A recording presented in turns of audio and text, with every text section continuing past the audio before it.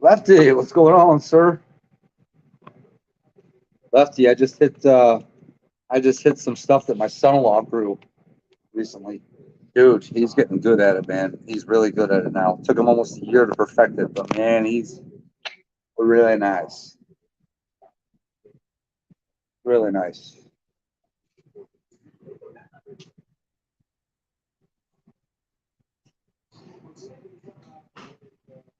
All right, we got two in here. Who's the other person?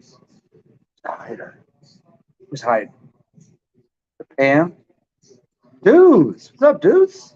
What's going on, man? I got forced into this live by Mr. A-Hole, Salty himself. Hey, Princess Jamie, how you doing? Good to see you. Dragging me over to the Ford channels now. We may not be as funny as the Chevy channels, but we're more informative. And I know dudes will be like, wait, what? This is coming from Sideshow Bob? Kush Mintz, what's going on, brother? What's going on, Kush? Damn, everybody's 6 here. Why am I guest free? Shouldn't be this long. Yeah, like that's who I was forced into this live by. Sitting there watching America's List, all juiced up, enjoying life, and Salty's so bored he's got to freaking talk to somebody. Crazy Horse Customs, what's going on, man? How you doing? Yeah, it's been a minute, Crazy Horse. It's all good. I do have some Ford Windsor specific questions after the chat populates. Oh, okay, Jamie. Well, we'll need to try to get 4Blue on here. He's probably your best person to answer that question. That's for sure. I could send him a text and let him know that his presence is requested. Leighton, what's going on, man? Hanging out, trying to want. Yeah, that's what I was doing, Kush. Freaking, I just got done hitting some stuff that my son-in-law grew really good. Watching America's List, and then Salty's freaking all bored. Street Fox, what's going on, bro? And we have our first guest of the night. And it's the man himself with a middle finger waving up his ass. What's up, bitches? Hey, Shingy, how you doing? Tell him to get an iPhone. Wait. FaceTime. iPhone just got stolen, and I Wait, did hold on. not My buy another volume's jacked up. I might have to come back. Go out. Hold on. Now say something. Something? Can you hear me Yeah, now? hold on. I gotta go out and come back in. I don't know why it's doing this. Give me 1 sec. Ralph would say, yeah, 4Blues. Yeah, definitely, Jamie. All right. My iPhone just got stolen out of the front seat of my truck a few days ago. So, but I did not replace it with another iPhone. I bought a damn Android. So it was actually a blessing, really, because I hated the fucking iPhone. All right, now I can hear you better. Shane, how you doing? Yeah, I gotta hold on. Give me a sec. I'll text 4Blue. Get him up in here. Let's see what's going on here. No, I want contacts. Contacts. I need contacts. 4Blue. What's up, Lefty? How you doing, buddy? Street Fox. Who else in here? Sting. What's her name? Shaggy Girl. Okay, Shanky Girl. Your presence is requested. Who you trying to get? Oh, what's up, Leighton? Am I live? Crazy Horse Customs. What's up? Hell, we're scrolling all through this. Hello to everybody. Now I got everybody at one time. Hello to everybody. Fucking easier doing it that way. Someone has questions. Excuse the fat belly. I know that's a beer gut, and I enjoy it. So, Hey, there we go, Martian. All you see is my eyes and my glow of my cigarette. Hell yeah, oh my God. show me that shit right there. Don't look cool. Do you have the Find My Phone app? Find it ASAP. No, I replaced that iPhone with something else app. The hell, What's up, the Layton? hell with that iPhone. What's up, Layton? How you doing, buddy? What up? No, I reported the iPhone stolen, so I cut it off and all that good shit. He But said you whoever's can got just it, sign on to another device and track it.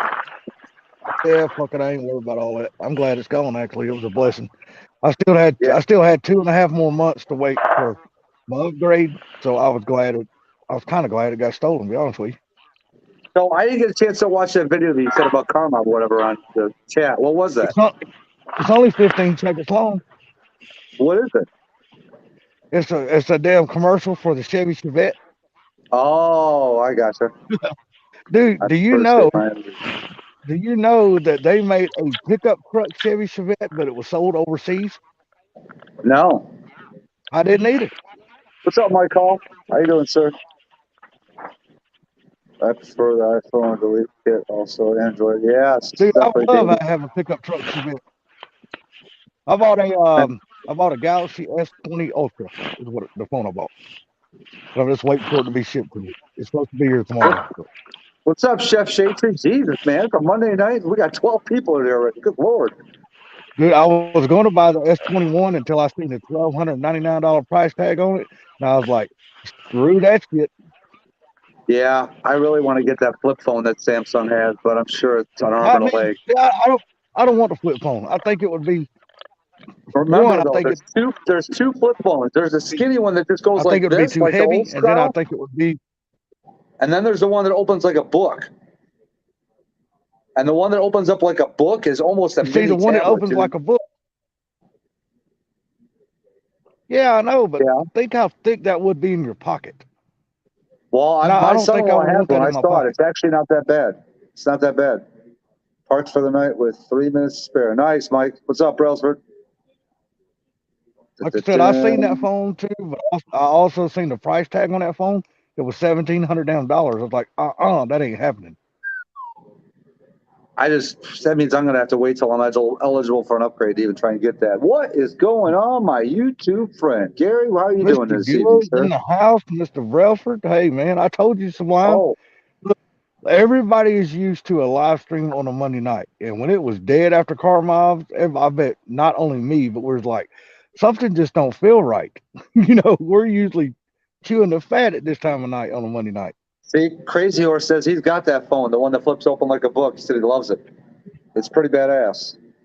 Oh, Yeah, and then I when you like. were talking about your belly earlier, who said it? Hold on. Oh, I know it. Hey, dude, I have a Mav, hell of a lot of money invested in that belly. here, right here. Mav saying said, I prefer to say mine as a gas tank for a love machine. We have a Yeah, there guest. you go. There you go. Mine is big, and I know it. But mine, I got a lot of money and a lot of beers invested in that belly. What's up, Wait a Gary? minute, wait a minute. I get on a damn panel, and the first thing I hear is mine is big. Well, I damn sure What ain't up, talking guys? about my Woody. That's for sure. Yeah, So well, yeah. I want to ask all you professionals something. Okay. If you're, what's going on, Barbecue Mike? If you're changing the valve covers on your car, are you going to go with rubber or cork? Cork. Cork. I wouldn't even Going know with how to cork. answer that question. Going with I don't cork like all the day, buddy. I don't like the Cork. rubber gaskets on the valve covers. I don't either. That's just, they Man, leak that every sucks, time you Jeff. put them on. Cork is tried and true, man. They've been around for 50, 60 damn years, and they work good, and ain't no sense changing what already works. That's my personal opinion. Now, Oh, if I'm going boost, I totally understand. You need a different kind of valve cover gasket for that. But when you're just driving around in a 400 horsepower car, all the way up to 500, and it's naturally aspirated, you don't need nothing but cork. Cork's fine. well, and I've been using cork my whole life, and I just figured Yep. I'd ask. Yep, same here, man. That's all I use. I've been using Felpro gaskets for as long as I can freaking remember. Now, Princess Jamie, hello. I've seen some reviews on the Permatex gaskets, and people tell me that they suck. They do. I've got some of my buddies who use them, and they absolutely can't stand them. They've taken them off without Really? support. And there you go again. I mean, I've been, kind of just, maybe I'll use something a little different. And cork has really been the one that stands out the most. And rubber, I've tried rubber before, and I didn't have good luck with them. So I thought maybe they had newer ones that were better. I don't know. All I can say is look at all the babies that's been born from rubber. That tells you right there they don't work. Back when I was those mechanic. might have been how do you say that? Tampered with. Oh, it was tampered with. It was tampered with from that big explosion. Damn right, it was tampered with. No. Hey, I think it only handle so much pressure after so much wear and tear. Shade Tree. I don't use any gaskets on the end of the gas tank. I use Permatex. Same here. I don't use gaskets on gas tanks. Look at here. What's that? What's up, buddy? Hey, Mr. Gary. Girls, good to see you guys. What's up, buddy? You too, man. I get off of work, I drive home, and I pop on car mobs, and it's over. Yeah. I'm sorry. My wife told me it was time to eat dinner. You don't piss the missus off. No, you don't mess with the missus. Oh, well, you do. Plus, Yes, you do. Yeah, she's already yelling at me because I joined Sublime's live feed. Oh See, boy. you make her mad, so you're going to spend more time out in the shop. She said, "You were already live today. Why you need to be on Sublime's live feed for?" Well, I can't help it. What's up, Brown Trap? Hey, Gary, same thing for diff cover. I don't use gas. You are not going outside. Okay. Oh, Destroyer. Yep. What's up, Destroyer? Destroyer, what's up, brother? Same thing for diff covers, dude. I just put a good layer of damn Permatex on it. Put it on, let it sit overnight, let it cure, and it's good. There's no leak. Super fast truck. What's going on, sir? Stupid fast truck. What's up, Destroyer? Super fast truck's making a comeback. Look out. Yeah, this is like what, 3 or 4 days in a row now? Yeah, don't call it a comeback.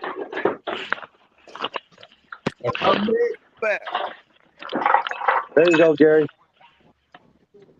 It's a toolbox party tonight.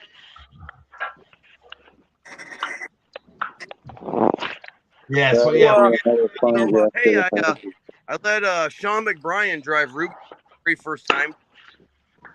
He said that driving Ruby's definitely a game changer. Did he have to go home and clean up?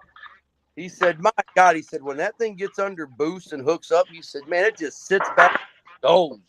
He says, "Man," he goes, "I hit 100 miles an hour so fast I couldn't believe it." I'm like, "That's on low boost. Wait till we crank it up to 925 horse.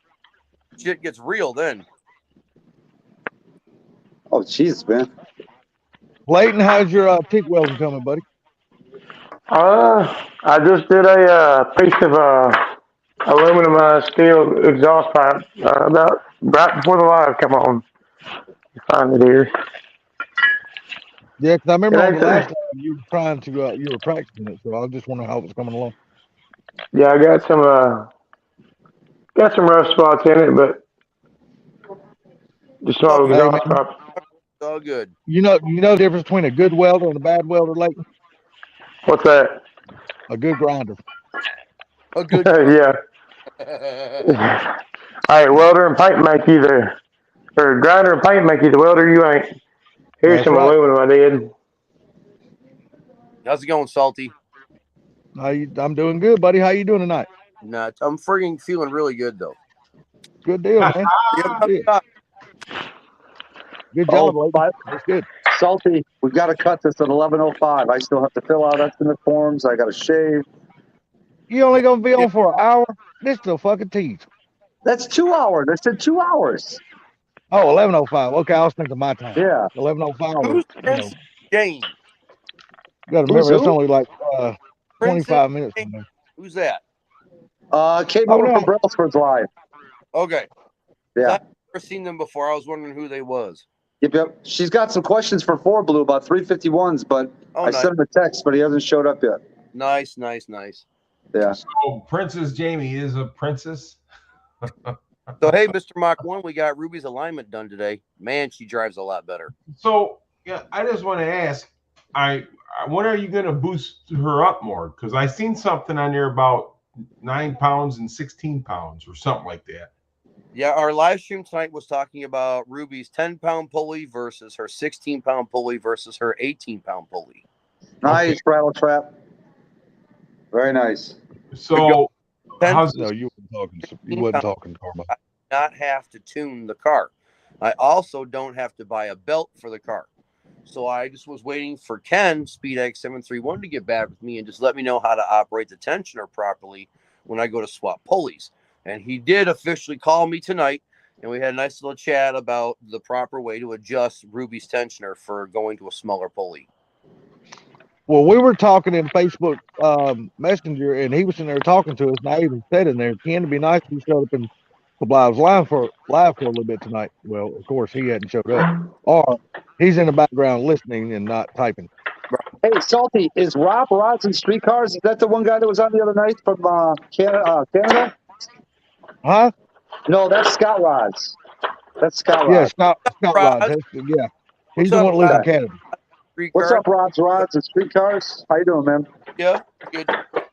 Well, I tell you what, that 2011 Mustang GT that Ken bought, buddy, sure is What sharp. they is gorgeous, ain't it? That's Man, that nice. is a pretty. I love that red interior, dude. I told him, I said, sell the 06 and keep that one. I didn't even get a chance to watch the video. It's got red interior, all red. Yes, that red interior is fucking gorgeous. It looks Black. good, though, It's man. pretty as hell. I think the red interior looks He said, good. he I said don't mind red on interior, just not all red. No, You know it's not. All red. It's not. You'd have to Oh, look at it to Okay. see it. Okay. All right. Carmob, you did not see the little video I posted to you earlier in Facebook Messenger. I don't think he's in there. Carmob was right there on the panel, dude. No, I mean, I don't think he's in that chat. Oh. I'm not sure, though. I could Yeah, I be need wrong. to. Can you copy that link from that thing and send it to him, Sublime, through Messenger? Because I don't know how to do that. I should be able to. Hold on. I'm just waiting for Carmob to go, oh, that's good, man. Like, rock on, bro. No, I think He's that like, red feeling interior all sets right. that car off, man. He needs to leave that red alone. That shit is I pretty. think that he should just leave that alone, sell the 06, get that car, and he is balls to the walls. Well, I mean, I don't know if I agree with selling the 06 because I like the idea of him building a 3-valve for the street. I think that would be cool for his channel because everything on his channel is all surrounded by coyotes. If he does something different, that would show the links of his channel of what his shop is capable of. Might bring in more customers. That's why I say doing the 3-valve might be a good thing for business. I agree with you wholeheartedly, Salty, but I'm going to tell you something. Sell the 06 3-valve, work on the Coyote. Yeah, but that 06 3-valve is he's got such a nice car, man. And he got a really, really good deal on it. That just means he can get more money out of it. I'll bet you, Mike, I can't watch it right now. I'm running a live. I will. I'll watch it. And Carmob, I just sent that video to you. I saw that. Do you know what it is? You see that video? It's a Chevy Chevette. Oh, sweet. Commercial. It's the original Chevy Chevette commercial. No shit. Yeah, dude. That's dude, check this out. He's got both sets of Ruby. Check this out. They made, I don't know if you guys know this or not, but I didn't know it until I watched that commercial. They made a Chevy Chevette pickup truck, but they only sold it overseas. They didn't sell it in America. Oh, really? Yeah, that pissed me off. I seen that truck. I was like, man, why in the fuck what is sold here? That's badass. I'd love to put a small block Chevy in that damn little thing. Right. Man, it's cold as fuck outside. I'm going inside. Yeah, it's chilly out there, bro. I know, dude. Yesterday was perfect. Brother, Today it's it was all right today. It was like Well, I will not. 59, 60. I was okay with that. Now it's like 44. It's getting cold. Yeah, I was in the Well, I plane. won't tell you. I didn't see nothing outside. I won't tell y'all what my weather is here. Then I'll just keep that to myself. Yeah, you All better. right, Oh, so Jamie, Forbes just texted me. He'll be here in a little bit. He's on the phone. What happened? What'd she say? What? Send your ass up here, so. No, she's yelling at Salty, not you. Yeah. Oh, it's like, She's yelling at me for what I just said. You're just so me used to being yelled at, you automatically thought it was yours. Yeah, I'm not. Yeah, exactly. Check this out. Look here. I'm sitting outside in shorts. As you can see, it's beautiful out here. freaking Salty. He's got a little light Dude, set up on a table, you know. What is it? The reading light? You read the funnies No, out it's there, a- do you? it's a flashlight. It's a rechargeable flashlight. It's badass, dude. Oh, okay. No, I don't know if I can do this with Shit. Bryce Regal, what's going on, Bryce? y'all. See, I y'all- zoned out for comments. Dirty 6.0 bow tie. What's up, See, dude? If I had to put a street It's got different levels of bright. God damn, it's bright. Power. Yeah, I'm good. Then it's gonna, Couldn't handle the power. Dirty 6.0 bow tie. We got a Chevy guy. We got a Chevy guy in here. What's up, man? How you doing? that's got We like Chevys that's got to too. be blue. It's got to be Ford Blue in disguise. No, that's not Ford Blue, but that's what you should call from now on. Dirty 6.0 bow tie. That's a good name. I like that. What up, dude? What's up, Dirty 6.0? How's it going, man? What's up, Chevy man? Jeez, up to 14 We're his people. bow tie gauge. Frank! What's going on, Frank? He'll be here in a little bit, Rattle Trap. He'll be here in a What's little up, bit. Frank? brother. How you doing, sir? It's rainy and cold here. Wow. What's up, Yeah, Rattle Trap? I mean, I know there's a lot of people in chat. There's a lot of people in chat I have not said hey to, so I'm gonna say this right now. Hey to everybody. That way I ain't gonna he's call out you of nowhere on the names. black. Hey to everybody. So you're gonna shut this down Yeah. at 11 o'clock, dude? You only got like So An Bob, hour and 40 minutes left. I'll tell you what. We'll see how it is at that time. I could probably fill out my estimate forms and still run it. But Hey, once it turn comes your time camera for- off and do your estimate forms from behind the camera like you normally do. Yeah. You know, if we still got a good crowd in here at that point. Yeah. oh shit, That it'll be was huge. funny the last time I heard that. You like that one? Stupid fast. I knew some old timers. I knew the older people would like that one. Read the funnies. House. Cool. It's amazing. We were running the air conditioning yesterday. These turbos got a fire sale going on. Yeah. It was 86 to here today, so it was gorgeous. I think everybody's got the turbos that they need. Dirty 6.0. I don't think anybody's on the hunt for a turbo right now that I know of, but I could be wrong. Man, He tried to sell turbos. on more, dude. Yeah. He said, "Who's need turbos? I got a fire sale going on. Hit me up." Well, talk to us. This is the place to tell us what you have. Other than I have a turbo, tell us what you got. Yeah, and are they coming off? Did they fall off the back of a truck, or what's the story on these? Yeah, What I happened mean, there, what you Princess got? Jamie? What'd you do, Princess Jamie? Hey, Yeah. threw Yeah, what away happened? freaking 60 turbos. Oh, there you go. Yeah, but you gotta throw buy away 60 on a daily basis. That's different. How much for a set Guys, twins? Hey, Stop out for the night. Like I said, I wanted to come in and say hello, but the wife says I need to spend time with the family. So, oh my Lord! All right, Car Rob, hit a good one, brother. hey, I was live earlier. Yes, I you know. are. It's all good, brother. It's all good. I was live yesterday, and you guys are getting a video at noon Eastern time tomorrow. All right. Sounds like a plan to me. So you guys are getting Showing mob the love. almost every day, so you can't give me too much shit. Showing the love. No, dude, that's good for content, man. That's good for your channel. Right? Well, I need to get to 3,000 subscribers as soon as possible. It's a long story. What happened? But it's gonna be hard to control this YouTube channel if you don't have a good, happy wife. So you need to make that wife And happy. hippie, brother. Damn. All right, later, Mobster. Later, Thanks, bro. Bob, Let's- you take care, buddy. You and your family have a good night, sir. Everybody have a great night. And All if right, you're take care, man. swing on by my channel and friggin' hook a brother up. Say what? I said, if you're new to this channel, swing by my channel and hook a brother up. Oh, there you go. Definitely go check out Car Mob. He got some good shit going on his channel. He's a little Probably channel. get more subs from my stream than I will. Dude, he's got 2 badass cars.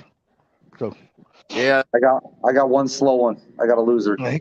well, it's not your fault you lose to everybody. Wait a It's minute. not your fault. Well, if you got one slow one, that means I got 3 slow ones. Yeah, but the thing about it is, Mr. Gary, you haven't told nobody how many people you've lost to. We know everybody Sublime lost to. He tells us all. Well, Wait, as of yet, wait. in the 21, I haven't lost to anybody. But I've only raced That's what I'm probably saying. 3 or 4 guys. Right. He is his own downfall. He just I tells got a everybody how Mustang, he but it's loses. getting faster. Say what? Said I got a pretty slow Mustang, but it's getting faster. Hey man, it's getting faster. It's getting fast. Hey, look, as long as it's fast enough to beat that 500, dude, you're money already. The way it sits in the driveway right now, Sublime would have a shot. Nah, he wouldn't. Let's be honest. I got 750 horsepower. I weigh a little bit less than him. He's got me by 20 horsepower. I got a 10-speed. He's got a friggin' 7-speed. It would be a good race. He's got a 373 gear. I got a 355 gear. Dude, Dirty 60 said he works at Forced Inductions. What the hell? Nice. Nice, dude. That's Okay. sweet. Well, now since you say this, how many of those turbos you selling are clean? Are cleaned? Yeah. Why? What do you mean? Well, if he works there and he's selling a whole bunch of turbos, I don't know if they clean or if they got some grease on the damn fingers. Oh, you mean like fell off a truck clean? Yeah. I'm just bullshitting with you, buddy. Just bullshit. Yes, there's always fast. Somebody's always faster. Princess That's why I'm not chasing horsepower right now. YouTube I'm just enjoying it. phone to watch the chat. So she's coming up. Okay. Yeah, buddy, I'm a shit talker. Don't take me seriously, man. I give everybody shit. She's like, you could have led with I work at Forced Inductions. Yeah, I was say if you led with that, I mean, you'd have people probably dismissing the shit out of you. Say, hey, what you got? What you got? What you got? 350 from a start. I just spun. I bet that. Yeah, oh yeah, definitely Rattle Trap. He definitely had it on. He would have spun too if he didn't. But still, though, just even though you do work there and you tell us that you got turbos, spill the beans. What kind of turbos? Do you got wastegates to go with this stuff? You got, what you got going with it? I mean, are you only selling turbos only? I mean, you got to give us, you got to tell us something here. Frank Three Stang says, you can call me Dirty 5.7 Boy Tie Killer. There you go. What's going on, Well, Princess? hello. Let's find out what's Princess. the matter with you. All right. Well, I'm not with my truck right now, but before I left on this business trip, I was towing my Jeep about 160 miles. Oh, is she breaking up? And on Yeah. She's got a really, really bad connection. Yeah, Jamie, we were losing you.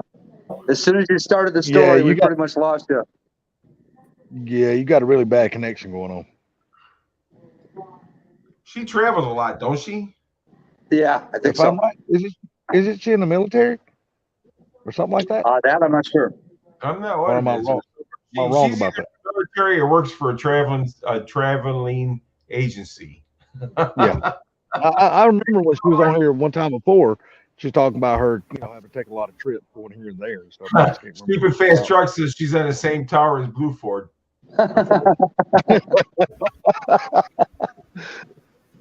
She needs to send out. This now she's loading. Oh, we got the death of wheel. She's doing the full blue. Backwards. See, the Sublime is backing out of its stream. Nah, yeah, there we go. The internet in this country is like doo-doo. So I was towing my Jeep about 160 miles, and on decel down a hill, the check engine light came on. When I excelled, you know what I have to do? I have to turn the Wi-Fi off of my phone to let this work. Okay. We can hear you. Okay. Okay, I had to turn the Yeah. Wi-Fi off because I don't get very much. There Did you you go, hear me bro. when I Oh, it's the said wrong one. about the D-cell check engine?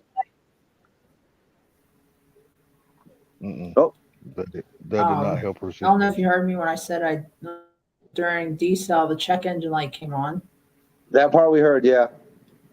and then when I was uh, oh, let me try Uh-oh. restarting this computer. Okay. All right. We will be here. Any size of turbos and turbo smart waste case and blow off. Turbo smart. Oh, I thought for a second I was thinking Turbonetics. Gary's like, that piques his attention. Inquiring minds want to know what kind of deals do you got? What kind of prices? My hack has been back ordered for a year and a half. His hack? Your service is still. Look at my call. He's like, right. Your service is still bad. Mike, we have. Remember when you're like 15 minutes behind the conversation, sir. Yeah, yeah. Hey, at least he's current. He's current now. He's caught He's current up at and this he's moment. parked, Yeah, so he should be good. Just don't hit that pause button, Mike.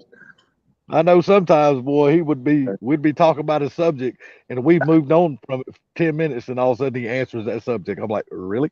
Oh, my hat has been back ordered for a year and a half. Yeah, no, I get you, Jamie. I get it. It's like during So, the Mr. Gary, what you got going on, sir? Absolutely No. nothing. You When's the haven't last done time you touched the Fairmont? That's what I was just fixing to ask him. When's the last time he touched the Paramount? I touch it every time I walk out in the garage. When's the last time you actually You worked just on it? last time you touched it was when you moved it over so you can get the Mach 1 in the garage. And Yeah. that's the last time I worked on it. Yeah, there you go. Okay, Jamie. Gotcha. Copy that. Fort Blue said he was going to be. He said he was on a phone call, so he said he was going to come in here. But I'm just hoping He must be that Jamie will be able to convey what her problem is, so Fort Blue can try and give her a proper diagnosis, like a proctologist. I always think of the Cannonball Run when I hear that word. Remember the proctologist from the Cannonball Run? That crazy guy. He's walking around like this. I'm a proctologist.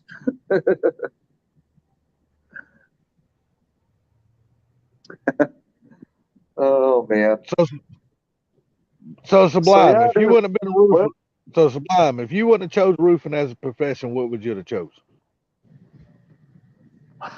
that's a dude. That's a really, the way I got into roofing is almost as unique as the way I got into that 500, dude. I was a painter in the 80s with my best friend who moved out to Arizona. I'm still good friends with him now. We had a fallout, and I left him. And I was making really good money when I was painting for him, 20 plus bucks an hour. We're going to In the 80s, that was damn good money. Yeah, yeah. But dude, it was a high stress, man. And he'll even admit it, he was the biggest asshole in the world to work for, dude. Listen to the straw that broke the camel's back for me leaving him. And mind you, I was scheduled to stand up in his wedding, okay? Now just remember that, all right? Because he was getting married. So we finished the job. Customer's not home. He wasn't there. So I go home, calls me later. He's like, finished job? I'm like, yeah. He's like, did you get the check? I'm like, no, they weren't home. He's like, well, if you want your paycheck this week, you better go get that check. I'm like, dude, bro, say my business is your business. And that's not my job. You go get the check. He's like, well, and he was literally trying to stand firm on it. You want that check, you go get that check. So you know what I did? That was like this camel that broke the straw's back, mind you. There was a whole lot of other stuff that led up to that. I sent back my invitation to his wedding. Number of people attending, 0. And he freaking called me up. He's like, you're not going to my wedding? I'm like, no, dude. No, I'm not. I said, you pushed too far, dude. I don't know what the hell you want from me. They're fine. All right. Drop off your jacket and your pager. I know you like that, Salty, because that's when we were using the pagers. He's like, drop off your jacket and your pager at my house. I'm like, fine, buddy. So I left him. I went from making $20 an hour to making $8 an hour at a lighting store. But I was completely stress-free for the most part. You know what I mean? It was just a clear my head type of situation. No, I haven't even been watching the chat. I'm sorry, guys. I'm caught up in the story. Let me finish. I'm almost done. So, anyways, while I'm working at the lighting store, one of our other best friends, that was actually really good friends with him, worked at a roofing company, and asked me if I wanted a job, which is the same company that I started that I'm working for now. So basically, I started there in 1992 and been there for almost 30 years. So I kind of fell into it. I was going to say what I thought you would have been, but now that Jamie joined the panel, I'm going to be nice. Oh, and Rattletrap, he actually came back years later and apologized to me. Is Ken in here? I'm totally missing this chat. Sorry. I just way freaking, okay, there we go. You ain't get your butt on the panel, buddy. Ain't nobody got time to type to you. You know us. We don't ever look at the chat. I don't think he's in here. I'm not sure though. Oh, there he is. Yeah. Yes, he is. HBR says the camel broke the straw. The straw that broke the camel's back. Sorry, I said it backwards. In my case, I would be the camel that broke all the straws. I'm too damn fat. Pressure Fate and the Great Leslie. Well, before no, never even heard of that. If you're a total disrespect for the law, should have been like, get that shit. I think this is going to be better than the Wi-Fi. Sounds better. So what I'm going to do, I might have to tether the phone and just use the cellular connection because I have like. You seem like you're much better now. Well, when you said that it's really bad in this country, what country are you actually in? Not in the U.S. I will. Okay. I'll explain it when I get back. Gotcha. Okay. What's up, Ken? By the way, I didn't say what's up. I'm sure somebody else might have slipped up in here that I didn't see. Ken, get up on this panel. We got to talk about that pretty red interior in that new car. Oh, my Lord. I didn't even get a chance to see the car fully yet. I'm telling you, man, you need to go watch that video. That's a pretty ass car. I'm telling you. I like that car. Me too. Like that car. Me too. He done a good job picking that car up. That car is pretty. Kenny, baby, did you get your red interior Mustang? No, it's not red. It's a combination of red and black, but it's done the right way. Kenny, baby. Oh, that's funny. All right, Jamie, finish telling us your story now. We can hear you. All right. So I was driving about 160 miles, towing my Jeep behind my acquired old body style F-250. It's a 97. It's got the oddball. It's got the EEC version 4 ECM, so ODB1 and 97 because it has federal emissions, and they were using it back then. Like 8600 GVW didn't have to go by the ODB2 standard yet, so they were using the ODB1. So all right, 351 E4OD 410 gear, and I was towing about 6,000 pounds with my Jeep and trailer. And on decel, check engine light would come on. I'm like, well, that's weird. And then when I excelled up the hill, check engine light would go off. So, okay, the sensor is back within spec, or the computer reads the sensor back in spec. So it can mean two things. And I'm thinking, it's probably either like TPS or idle air control. Could be vacuum, could be a multitude of things, O2, anything. So I get to the little town I was going in, and I noticed that my idle was at 2,500 RPMs. And I said, well, this is not good for torque converter lockup. And so I'm moving my Jeep down into about 10-ish miles, and I start getting these bang shifts, and I'm like, that's not good. So when I would come into the stop, I would neutral dump it, let the idles, let the RPMs come up, and then when it goes, I would hit it in 1, and then I would manually shift into 2, and then it'll jerk really hard, and I'm like, okay, I'm just gonna do 1 and coast since I'm almost there, and so when I So I didn't have any of my diag stuff. Then I finally brought my computer, and I'm looking in it. I'm doing some component testing, and lo and behold, I forgot my multimeter because I'm an idiot. I just brought my computer because I was actually looking into a 5.4 also, which has a cam phaser issue and VCT solenoid. Um, so I was doing the diag on that at the same property. So I first come to the conclusion that it was the idle air control. When I unplugged it, and it would go into the idle would bring down, which didn't kind of make sense because at that time I didn't have my computer also. So I plugged it back in, idle went up, like idle air control. When I actually got to do the component testing, everything checked out sat for the idle air control. So I went to the TPS through the code 22. So it could either be, and again, I don't have my multimeter this time for like the second time around diag because I'm an idiot. So I go into the testing of the TPS, definitely a TPS code. So I didn't have my multimeter test the parameters. I can only do like low level component tests with no readouts for ohms or voltage, which it's a very old computer. So I'm doing all of this, and I'm thinking to myself, I'm like, all right,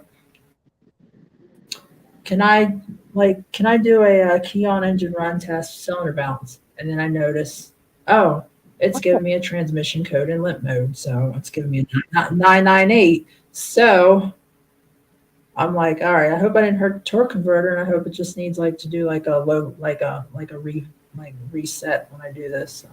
So I got one of two things. I either got the TPS itself, the circuitry, or the PCM, and I didn't have a multimeter, and that's where I ended. Sounds like the person you need to be talking to is Mike's Garage. I know, right? Yeah, Mike's Garage, he's a damn wizard when it comes to stuff like that. So that's where I left off, and when I get back, I'm either in for a soup sandwich, or it's going to be a very easy fix, and I'll be on my way. But What's Ken say right there? But in order to change a TPS, I'm going to take the throttle body off. And the big question I was wondering if it's worth putting an Edelbrock. I know it sounds crazy throwing like firing in the parts cannon, but is it worth putting an Edelbrock intake on this motor if I'm not doing anything else? I'm not changing the injectors. I'm just doing the intake and maybe a bigger throttle body. Is it really worth it doing it on a No, stock 3? I can tell you that. No, stock intake's fine. You don't need to do all that. Ken was just asking who Rattletrap Rocks was, Salty, and then Rattletrap told him that he watched Ken's OPG crank install videos. Yeah, no, what I'm saying, I'm trying to answer her as far. Now, the only thing I can answer her as far as the Edelbrock intake. Now, all that other stuff, you need somebody a lot more technology savvy than me to help you figure that out. Jamie, do you follow Mike's Garage and or Ford Blue Gauge? But no, you do not need to change and put Edelbrock on there. Do you follow Mike's Garage or Ford Blue Gauge? No, I don't. I just pick up. I have all data, and I go through the troubleshooting steps through all data, and I've been my old computer that does basic readouts, and if I have the multimeter correctly, I'll chase it down, chase down the sensor issue by testing like the pinouts, and I pinpointed an EGR problem and fixed that fairly decent. I haven't stepped into an OBS Ford before, so I'm still just kind of just poking around at it and learning the system. Well, I can tell you, Mike's Garage. Have you checked to see if there's a vacuum issue? It could be something. I took care of the vacuum issue. I have 19 inches of mercury at idle, and there's no vacuum leaks to the soak test. But I am going to have to take the throttle body off to do the TPS if I conclude to that. And if it's a circuit issue and I have to chase like a like a faulty wiring, then since the wiring runs under the plenum of the intake, I'd have to take the intake off again. So I was wondering, like, while I'm at that point, I do have a set of valve cover gaskets to do. So that's why I was asking about the Permatex, and I haven't done it yet, but I'm gonna have to dive into it. Now I do have a really long T30 to get that one bolt off the plenum. Yeah. Mr. Gary could probably answer this as good as me, but no, I don't think you need to put an Edelbrock intake on it just for all that stuff. Your stock one is fine for what you're doing with the truck. Are you thinking about going carbureted or just going fuel injection with the Edelbrock? Nah, just fuel injection with the Edelbrock because the computer, they said that the intake's like a bolt-on, and it works with the computer, and you're supposed to get like 25 like foot-pounds of torque more. I'm like, well, I mean, it could be gimmicky, or I would really like to see some dyno numbers and some real live data, but it's just a thought. If I picked up one used, give it a shot, throw it on there and see if there's a change. The truck's fine for what I do now, but more is always just like artillery. The more the merrier. So. I mean, if you're not going to put a cam in it or higher or bigger injectors and stuff in it, then no. What's up, MGI? Leave it like it is. There's no use to put something Edelbrock on there if you're not going to go ahead and do the upgrades that you need to really get the performance out of the Edelbrock. You know what I mean? Exactly. Did Ford Blue convert you or something, Gary? Yeah, You keep saying Edelbrock. Did Ford Blue convert you or something? Now you all of a sudden keep saying Edelbrock? I'm an Edelbrock man. I say it's the way I say it.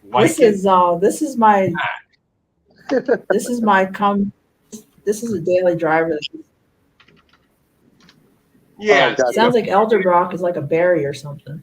If right, but I'm saying if you're gonna just drive to keep it for a driver and stuff like that, and you're not gonna do the upgrades to really utilize the aftermarket intake, then I would just leave it alone. Yeah, that's exactly what I was saying. I mean, what year and what model is it, Jamie? Unless you truly want to benefit from the intake, like gain all the mods that can hold and the performance that it's capable of, and if you're only thinking about doing just the intake, then I wouldn't do that. I would just keep it. I'd put a stock intake back on. So what year, what model, Jamie? It's a 97 F2. It's a 97 F2 of the 5.8. Yeah. Okay. It's the last year of the 5.8, and it's got the late model roller motor in it. Yeah, if you need Ford Blue on here, honestly, I think he knows all about that, right, Gary? Doesn't he? Yeah, no, he does, and he's pretty much going to say the same thing we are. Yeah. Okay. Yeah, but when it comes to all that technical stuff about the TPS and all that stuff that you rattled off that is completely Japanese to me, you need Mike's garage for all that shit because he knows. The TPS, the throttle positioning sensor, really is just nothing. They have to really worry for. But I mean, so you're having just a failure for. What was the failure again? Well, she was having her check engine light on D-cell, and then her transmission started shifting really sharp. You know what I mean? Instead of shifting real smooth, hard. It was shifting fine on the highway. It was when I came to a stop. On D-cell, check engine light comes on. When I was accelerating up a hill, check engine light goes off. So that indicates either something stuck or that something failed. And now with the increased airflow, that the computer sensed that the sensor is now within spec on acceleration only. So we need to add this much of throttle and adjust, and to tell the computer to adjust the mapping for this amount of throttle. When it got stuck is when I stopped, and it's like still idling really high. So through a neutral, it shot up like 2,500 RPMs. I'm like, something is. now my RPMs at idle and me putting it into drive, it's exceeding the torque converter lockup, so it's bang shifting, and that's where I was nervous and I hurt the torque converter. So I didn't get that far into the transmission yet. I'm just like hoping that I didn't hurt the torque, but I got to a certain point I had to like call it quits because I had to prepare to travel and go on this work trip. So I've been contemplating that while I had some of my time off.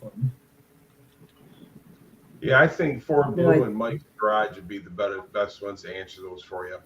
Yeah, like I Yeah. said, follow 4 Blue Gauge on YouTube.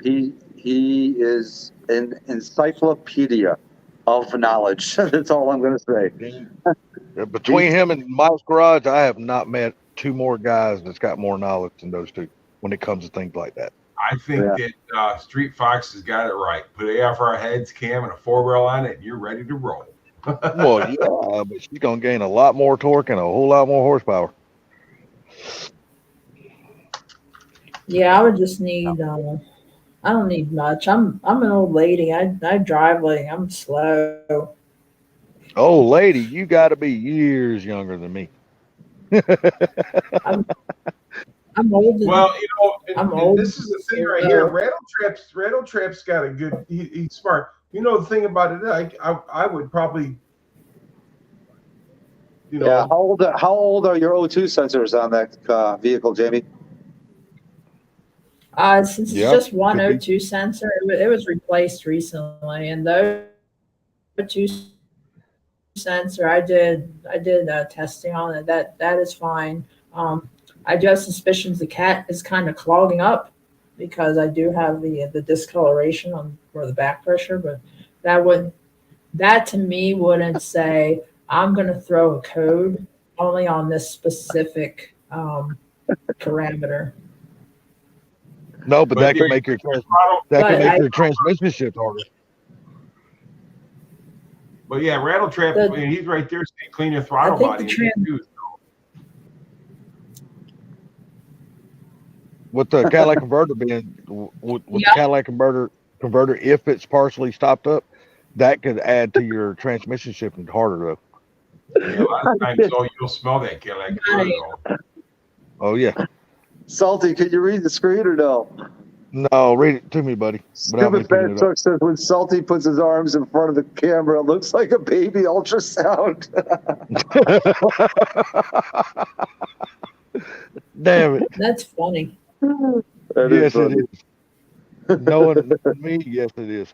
And knowing him, that's really funny. And now Rattle Trap saying you're on the prowl. No, I'm not on the prowl. Trust me.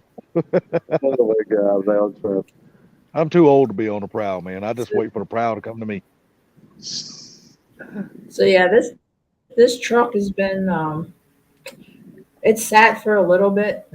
So I bought it from an older man who used it for landscaping. He was going to give it to his grandson. His grandson didn't want it because he didn't think it was very cool just riding on. He wanted something else. And I fell into the truck. He's like, "Hey, look, I trust you're going to take care of this. I own this since new." And then he gave me this massive book of receipts since brand new. And I'm like, this is like ideal. So I'm gonna take it and just drive it and enjoy it. And there's things that I'm just like going through as they come up to try to stay ahead. It never let me sit, but I'm just this 160-mile drive really tested it. And I mean, I've towed with it several times. I drive it about 300 miles a week. It's my daily, so definitely putting it through the tests. So wait, It could be just a bad case of carbon buildup too in the intake. do you typically live in the U.S.? Yes, I just travel a ridiculous amount. Hey, I I travel want to to answer all of our me and Mr. Brown. I'm sorry. Go ahead. I'm sorry. Oh, what were you saying? About the U.S. I I was just gonna travel say- a lot. What's up, Salty? I was gonna say, are you in the military? Because you were on here once before, Yes. and okay, that's what I thought. I thought you were in the military. Yeah, I got like I'm on the tail end of retirement, so Kind of Good like deal. wasted talent. Good deal. I'm on. No, he's already I retired. got Well, he's already there, I know, what, but he 4 was on the years tail to end. change. He was on the tail end for a little while. Yeah, he's like he done gave him the middle finger and I'm went back to ready to work. go. I've been in since 07. Oh. I've been in since 07. I'm tired and broke and hurt but I'm moving to Since 07. Huntsville, so that's gonna be my last stop. So you got Yeah. basically got what, 4 or 5 I years left? came in And that's it? Yep, I came in during the height of all the doo-doo that happened in the Middle East. You can say shit. Oh, you can say anything on this live stream. You don't have to be politically correct here. The doo-doo. But hey, but who is happy about the Wow. good news we got today? See my finger? I'm thumbing up. Elon Musk finally closed the deal on buying Twitter. What did he do? He Oh, finally closed the deal. okay, He bought gotcha. Twitter. Yeah. Gotcha. Yeah, I remember that. Das Gut. I don't have Twitter, so I mean, Me neither. he I needs had to it, buy but I only used it. Facebook. Oh, did I say that? I used to. I still have a Twitter account, but God, I hadn't logged into it. How much did he 3 or 4 pay for it though again? Like $44 billion or something? Yeah, he paid a shit ton of money. He paid a shit ton of money. Yeah. But when you're the richest man in the world, you can afford that kind of shit, though. I know, dude. It's just crazy. You know what I mean? It's Yeah. crazy. I just wonder now Street, after I'll that say purchase Street- for that. Oh, Street I was gonna Fox say, I said wonder if he's that's considered still the richest man in the world after that purchase. I would say that the motor is an F4 TE block, and I did find out those are late model roller motors. So, Mm-hmm. Good engines. and the Nothing wrong guy with has it, trust me. used synthetic oil since new. So every Yeah, I have like I a blew up a whole few of book of receipts on the oil. Yep, I blew up a Say few of F4 those something. motors. You blew up a few of them. Yeah, I blew up a few of them. It's called too much nitrous.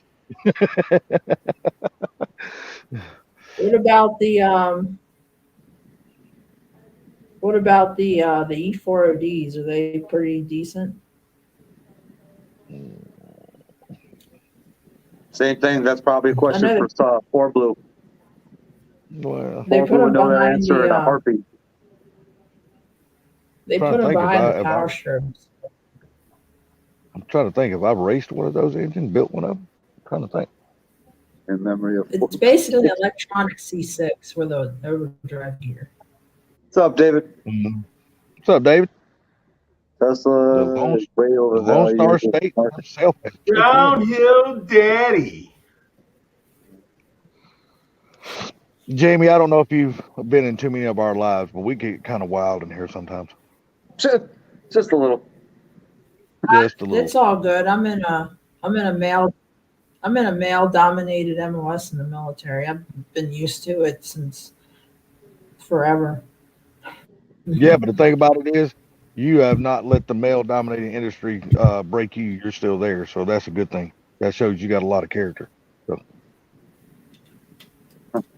Some days I feel like a babysitter for grown men. I feel like that now. I'm babysitting Sublime right now. Sure, that's not the other way around, bro. Hey, I don't mind being babysitted, but you ain't Well, bottle here you feed. go, Jamie. Your prayers have been answered. The man, the myth, the legend, the man that knows everything. No, I don't I'm know getting- everything. Stop that. Right now I'm here's- getting here's okay. the Right now, Bowtie Bandit himself. I'm getting low key drunk on rot gut stuff. That's probably about $2 for a fifth if you'd use a U.S. equivalent, and it is completely awful. And I don't recommend it, but it's getting the job done. As long as you drink Gatorade, you'll be fine.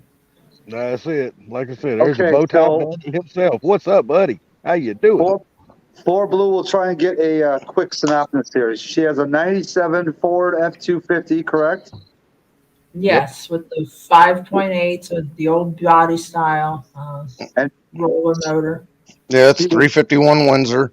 yep. She was towing something, and when she was going downhill, I believe, under D-cell, her check engine light started coming on. And then later after that, the transmission started shifting harshly. Is that what you said? No, when No, she goes back uphill, the chicken I went light goes back off. the transmission didn't start shifting harshly until I had to stop when the RPMs were just idling at 2,500. So I had to kick it out of neutral because of the RPMs were over speeding the stall. So I was already afraid the torque converter. So I was trying to just kick it into neutral at the stop, and then I'll dump it down into first and just like go and just manually shift it to try to save the torque converter. So D cell, like 60 mile an hour, check engine light on. XL, check engine light goes off. So that tells me the sensor came within spec, and the computer says, "Oh, we no longer need a check engine light." And it's an old, so they used ODB1 in like '97. At the very because it was over 8600 GVW. So it's got the EEC version 4. So I had to use my really old computer to like go through all of the troubleshooting steps.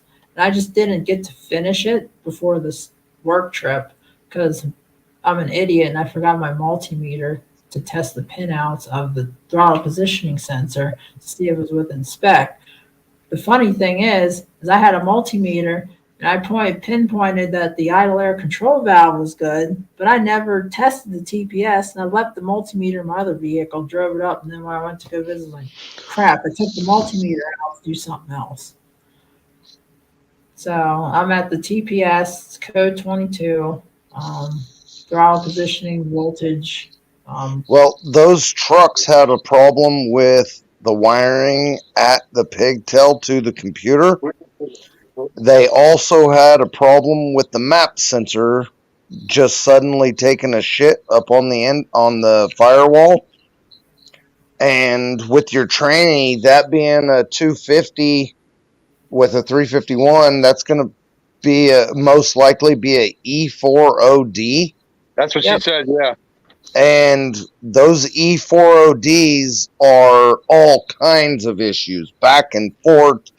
They have speed sensor issues. The speed sensors were replaced in like '97.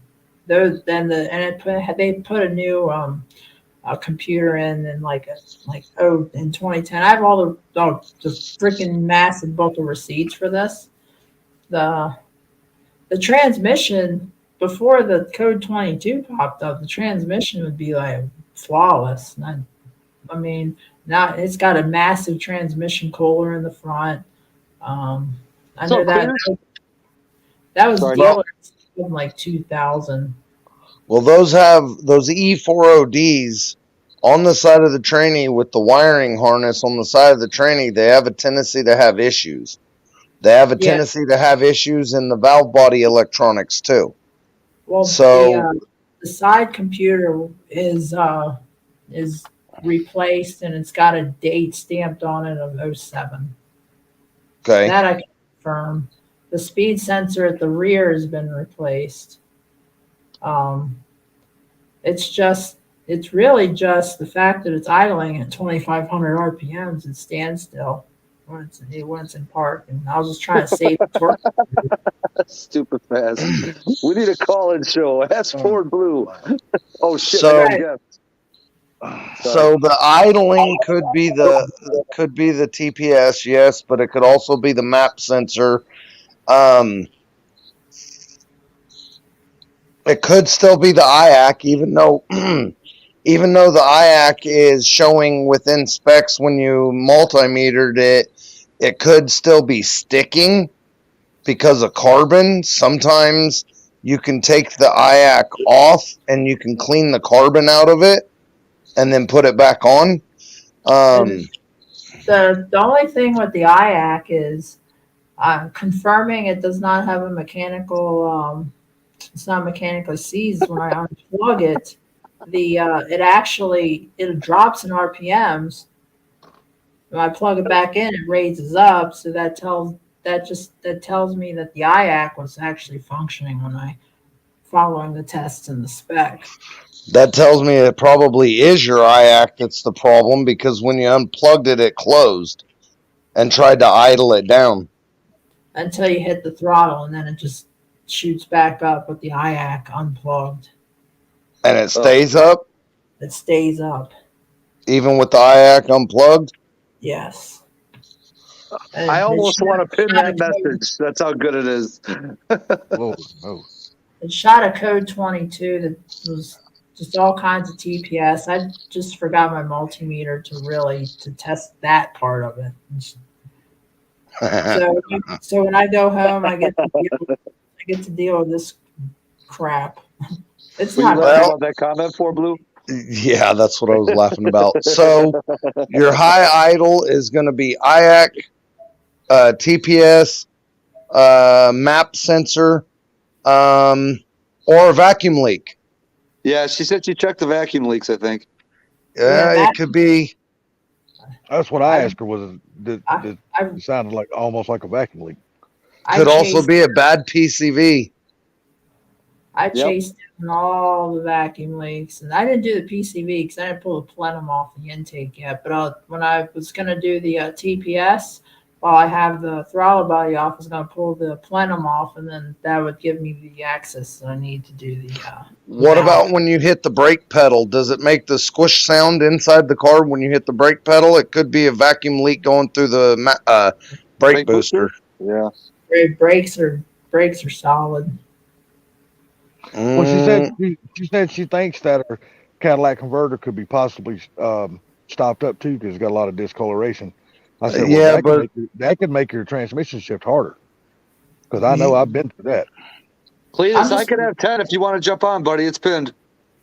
Yeah, the usually shifting hard was only due to the 2,500 RPMs. Usually the Cadillac converter causes it to run lower RPMs because it's struggling. If it's a clogged Cadillac converter, it's struggling to blow air out, so they barely want to run. They don't usually run higher throttle. Yeah, but wouldn't that make, because I know I've had that problem, but wouldn't that make your transmission shift harder? Because once hell no. It'll barely even want to run with the Cadillac converter clogged. And David, that's got the intake that's got a tune port intake with the twin throttle blades. She was asking would it be worth changing her intake to an Elderbrock, and I said, really, for what you're doing with the truck as a daily driver and stuff, no, it really wouldn't be worth changing it over to an Elderbrock. Not in my opinion, anyway. And if it's a work truck, you're going to lose horsepower. You're going to lose torque. Those truck intakes were built for torque. It's just a daily driver work truck. Yeah. It kind of just fell in my lap. It wasn't planned. It was an accidental pickup. I was really looking for a 7.3 power stroke with ZF5, but this thing just popped in. It was the right price, and I'm like, it's been taken care of. Got a whole book of receipts. Just sat a little bit, and I'm just combing through all the little things that happening. I still lean towards TPS, IAC, map sensor, vacuum leak. I was gonna do the whole and even replace the TFI module while I was at it. 'Cause TFI module is, as far as I know, it's probably original.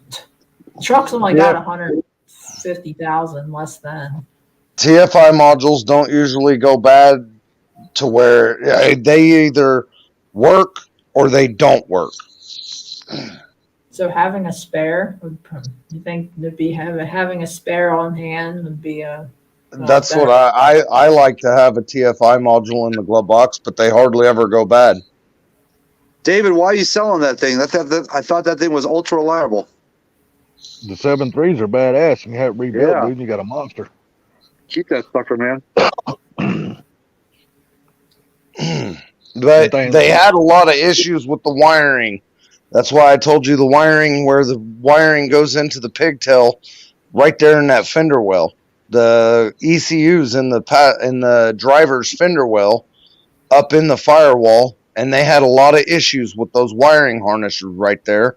And keep it. That was for David. Sorry. I was like, we were just talking about the. Holy shit! It just completely left my brain. You're talking about the wiring harness going through the firewall. No, the module, the distributor module. We just said it. The TFI module? There you go. Holy crap. I said it 3 times too. Damn, brother.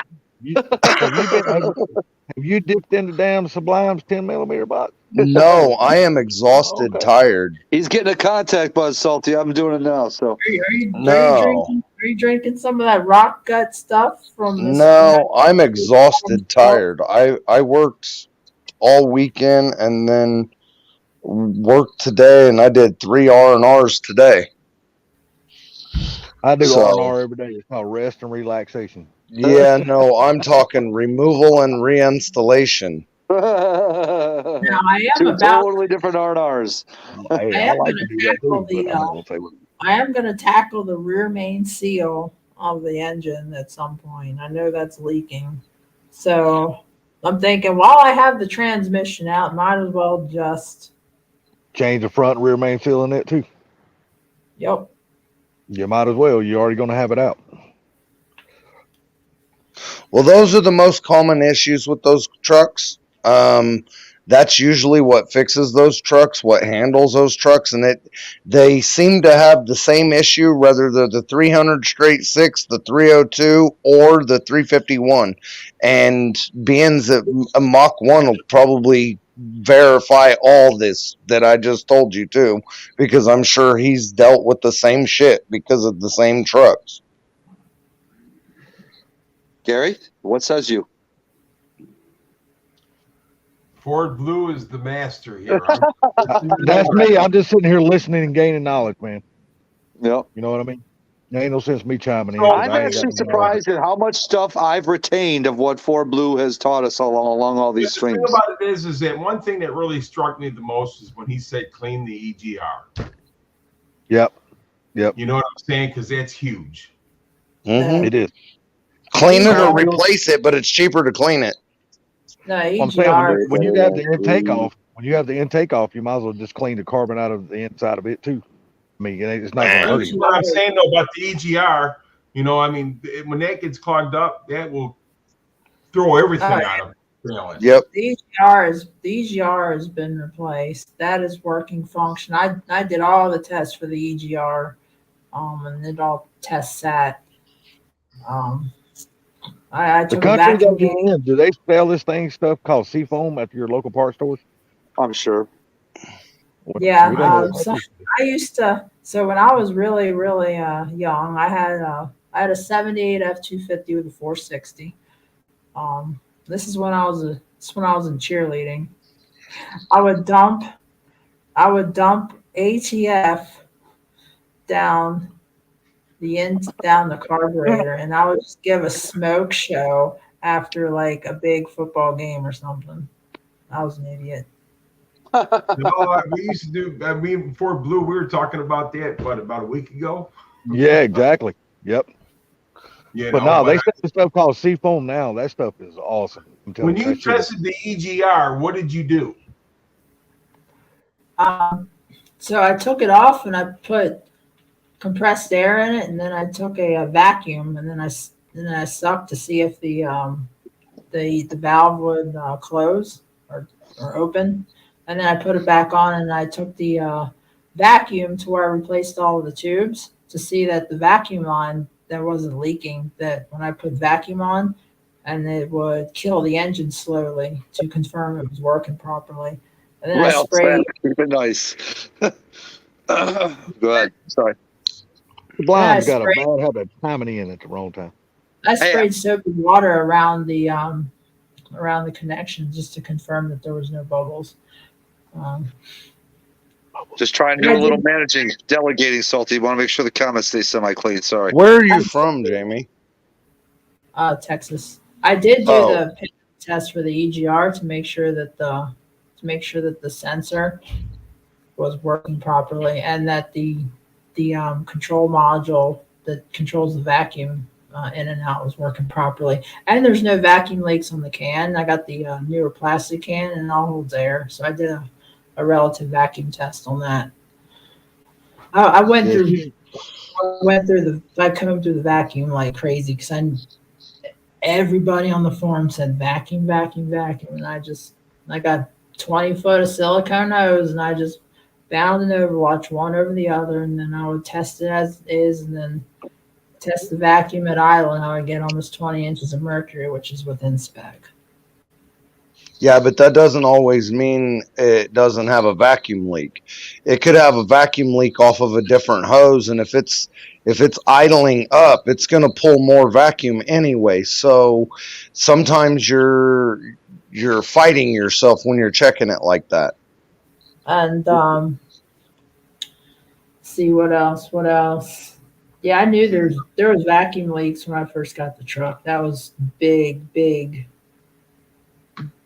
Smoke machine's your best friend on something like that. So I just It's did got a all the vacuum vacuum leak for sure. stuff. Well, I don't usually recommend it to other people, but I really like to use brake cleaner or starting fluid to check for vacuum leaks. But a lot of people don't know how to do that shit without worrying about catching shit on fire, so I don't usually recommend it.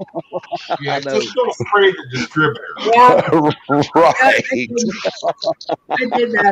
I did that on some places, especially to make sure that what I sealed up was still not leaking. I do know there is leaking. I know there's a vacuum leak at the climate control, but I have that set on floor mostly. It's only when I put on max AC. Sometimes when I excel, it'll go into defrost, and the vacuum leak is actually clear because it's like right behind the cluster panel. I'm like, that's a later in the summer problem. That's not a today problem. So I just hit it on floor normal AC, and I don't have any like slurping sounds. That's a later problem.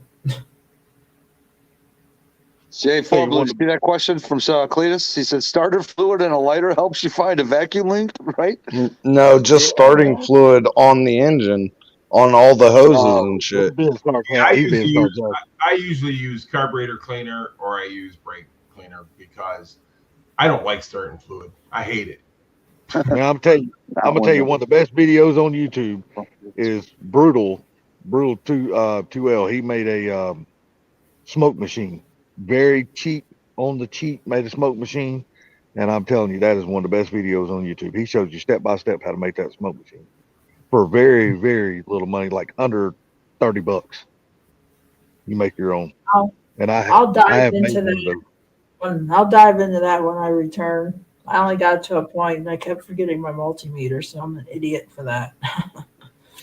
Yeah, in case you didn't know, Blue, she's in the military. She's in another country right now. Go like you guys do in the U.S. I'm like, where the hell is she? Yeah, she said, yeah. That was in reference to the internet, because the internet here is like shit. There, I said shit. Hey, you can say anything on here. Poor Blue Gates, you're funny, dude. I think the best thing GM could do is fill doing products for dynamite and blow them all up. It's like Sublime. He told us his dream job. Just like Sublime, he told us his dream job was he wanted to be a gynecologist. When they told him he could only be on cows, he's like, hell with that shit. What? They could only be on what? Cows. Cows. You could only be a cow gynecologist. Man, I'm going to tell you something. I've had to put those sleeves on and stub my hand up there and turn the calf around. And it ain't fun. I will say I'm very surprised. I'm very surprised the gas mileage I've been getting with this truck. I'm very surprised. I thought it was gonna be a lot worse because I remember how my 460 was, and it's not as What's up, Street bad. Fox? What do you get, like 12 or 13, if you don't mind me asking? So straight highway, I got 16 empty. Just running Oh, straight damn, that's highway. not bad. Sounds about right for those trucks. The 351 trucks did get about that. The 302s got like 14, I think, on the highway. Yeah, she's got a 14 gear in hers, so that's really not bad. That it's that E4OD, man. They got a tall gear ratio. It surprised me. I'm like, what? No, it's not 16.26. There ain't no way. Now that's not towing. Now towing is like 11. So here comes the train. I'm done ordering stuff. So now what's going on? towing 6,000 to 9,000 pounds. It's getting like 9 to 11. Yeah, that's about normal. Hey, get you a V10. 9 to 11 is your everyday gas mileage. I don't care if you're towing nothing or not. As far as I'm concerned, you can take That's a 3-valve, right? Yeah, the newer V10 is 3-valve, yes. I hate those V10s. Doesn't the 2-valve, isn't that the one that likes to heap a spark plug into orbit? Is that the one, the 2-valve? The 2-valve shoots the spark plug into orbit. The 3-valve chews itself up in the timing components. And then those plastic timing guides, right?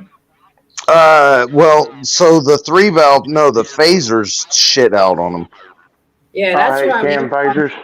And a 5.4. I did so many of those phasers. And an 05, the VCT valve and the phasers, and the 05, 5.4, which is a pain in the. It's not fun. They're trash. They're trash. I'll tell you right now, people can say what they want about the V10s, but I've had 6 of them, and I've never had any issues out of any of the V10s. I like the V10s. I even like the 3-valve V10s because they did not have phasers on them. They were locked out. Yeah, they're not very valve. You know what, Salty? I'm going to tell you something. How do you know you like the V10s? Because you probably only kept them for a week at a time. Right? I had V10s. I had 2 V10 dualies. I've had 3 V10 RVs. And I'll tell you I hear right it now, too stupid fast. I think it's latent welding. I never had any problem with the V10s. I drove my damn RVs, dude. I wouldn't mind having my RVs I had for a long time, dude. I drove the shit out of those things. Well, I say drove. I wouldn't mind having a late model V10 with the 6-speed manual.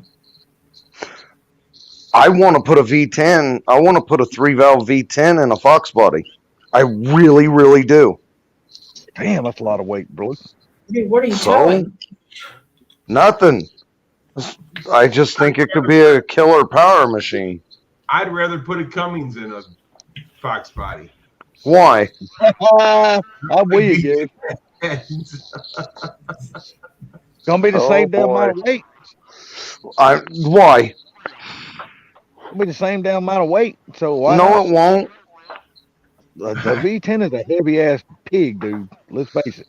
First off, a Cummins motor and training's like 1,400 pounds.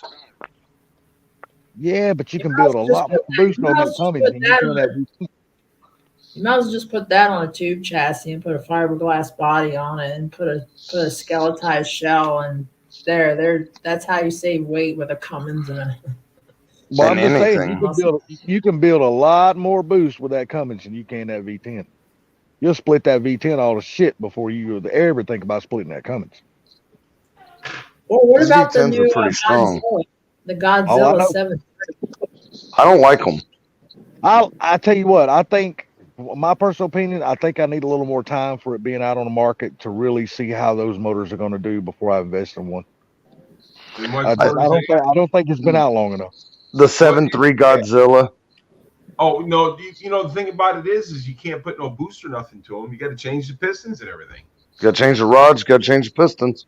And so I mean they're basically just a boat anchor if you got to do all that to it. You know what I mean? You got to Well, change. Yep. That's You why got to Ford change. only puts them in there. That's why Ford only puts them in their heavy duty work trucks. They're not meant for Well, you got to cars. put. You got rods, put pistons in them. You got to lock out the cams and change the cams. Then you got to change the oil because they run on a tiny. The oil pump runs on a super tiny timing chain. Runs off of the crank. Runs on a chain gear. The fucking timing chain for the oil pump is like smaller than a bicycle chain, and it runs off of the crank, off of a gear, and runs down to the oil pump that runs a shaft through bearing journals all the way to the back of the motor that spins the oil pump at the back of the motor and then goes down to the pickup. And then it goes back up and shoots the oil up through the block. I think they're fucking garbage. So this is the thing, all right? I was looking into them because I really thought I wanted to put one into the Fairmont, but by the time I seen all the work they had to do to it, to put a blower in it, to get anything out of that thing, I thought if I'm going to pay $7,500 for something and have to do all that, I might as well just build something from scratch. Yep. No, I agree. Brian Wolf has the best videos on that stuff because he is the one that's paving a path for all that shit with the 7.3. But he's putting in the damn work, dude. I know that shit. Holy crap. Whipple even built a damn big ass blower. I told you before, Brian Wolf used to be out here street racing with us back in the 80s and 90s. But doesn't he have fuck you money? Huh? Doesn't he have fuck you money? He has. Yes, he's got a lot of it. Okay, so then he can just throw money at it until it blows up, and then throw more money at it. But Team Z and him got together and put all that together. I'm telling you right now, that engine. Yeah, they put that 7.3 and they put a turbo in a Fox body. I mean, well, the first version of it was the 7.3 with a Whipple. They made a specific Whipple for that 7.3. Then he changed it over, the Whipple off, and put a turbo on it. And I think it's Pro Charge now, ain't it? Not exactly. I think this year they're actually running the turbo. Last I seen, it made 1,400 horse with the F1 Pro Charger. My dad. If you're gonna buy a Godzilla motor, man, just buy it. Do a, if you want to put it in an 82 F-150, Cletus or whatever, that's fine. But if you're gonna buy it to race or build or anything like that, yeah. My dad had good luck with the 6.2 in his work truck. One was the 6.2 gas, and one was F-250s. Yeah, the 6.2 can be fine. It can be. I mean, it's like hit and miss. You get a good one, you get a bad one, you get a good one, you get a bad one. The 6.2 came in what? I never messed with them, so I don't know. I thought they came in the. They only came in the Raptors. The Raptors. Or the 2011 to current F-250. It's their base motor.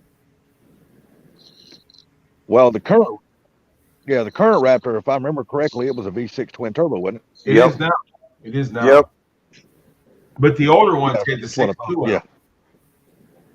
And really, the guys that are around here, they didn't care for the 6.2. Somebody said, so I like to address this comment up here. Someone said that the death of the gasoline motor is among us. No, it's not. Porsche just invested $75 million into synthetic fuel production and research down in Argentina. Well, I got news for them. The death of the gas motor is nowhere near. It's not going to happen in my lifetime. I'm telling you, it's not. It won't happen in mine either. No, I think I'm a little older than you are. I'm 52, and I know it's not going to happen in mine. There's just too many. Fort Blue's the baby here, so I know it's not going to happen. I'm 44. In like 2 weeks, I turned 44. I think maybe 3 weeks. I don't even fucking know how many 44. weeks it is. I'm 40. I'm 40 drunk right now. Yeah, I'd like to be 44 again. You're 40 drunk? I'm 40 drunk right now. I don't know half. Hey, that's not a bad way to be, though. That's how I got to get. Got to be careful because when you get drunk, you can end up with kids.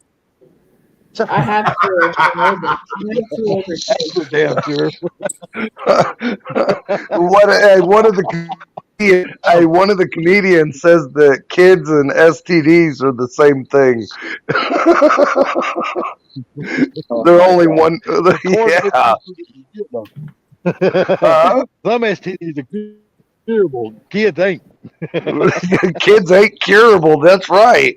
You're stuck with them motherfuckers for life. I'm trying to teach my daughter how to drive stick right now. That's all I'm gonna say. I'm like, Yeah, there's a dude here with a dart, with an old school like 65 Dodge Dart with the slant 6 and the turbo, and it's pissed off here. I don't know if it's the same one you're talking about.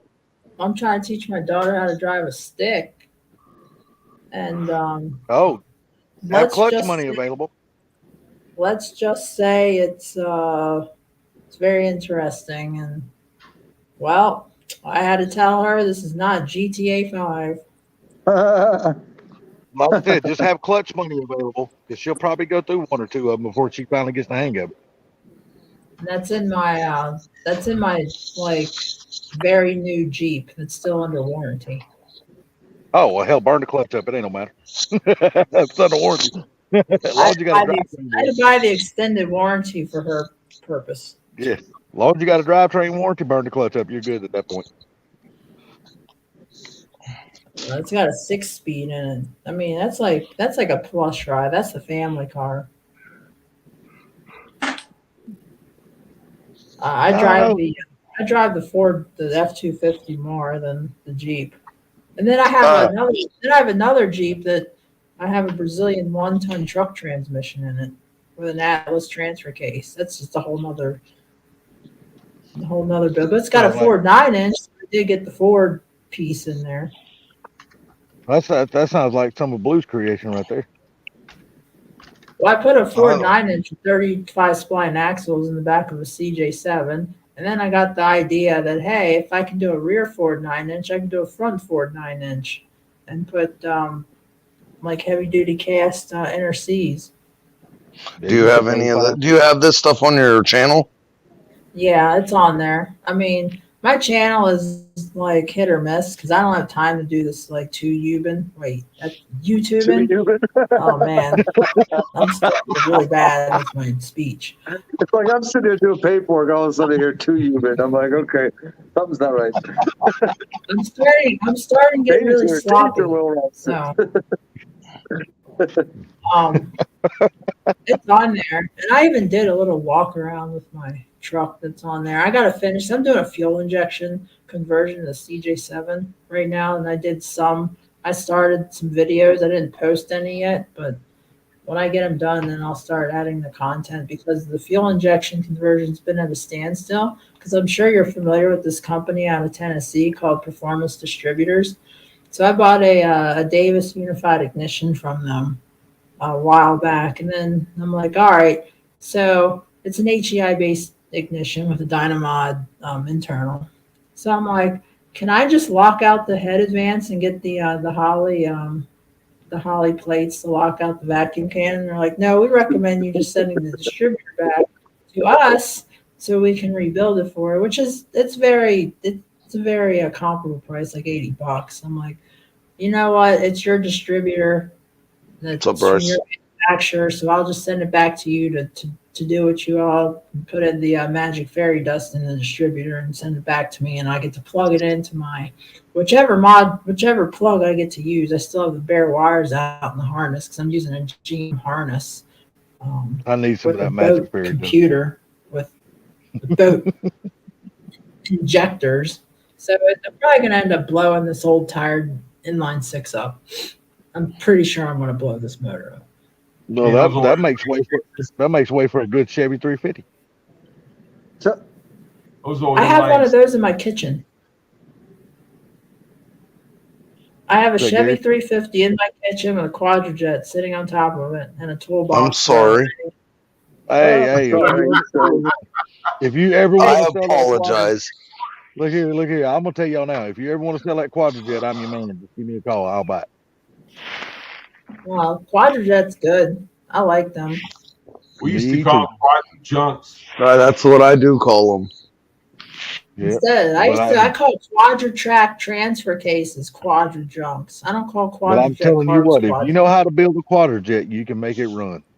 Hey, but a And I know, quadra-junk is know better how to, than an Edelbrock. and I know how I to know build a quadrojet.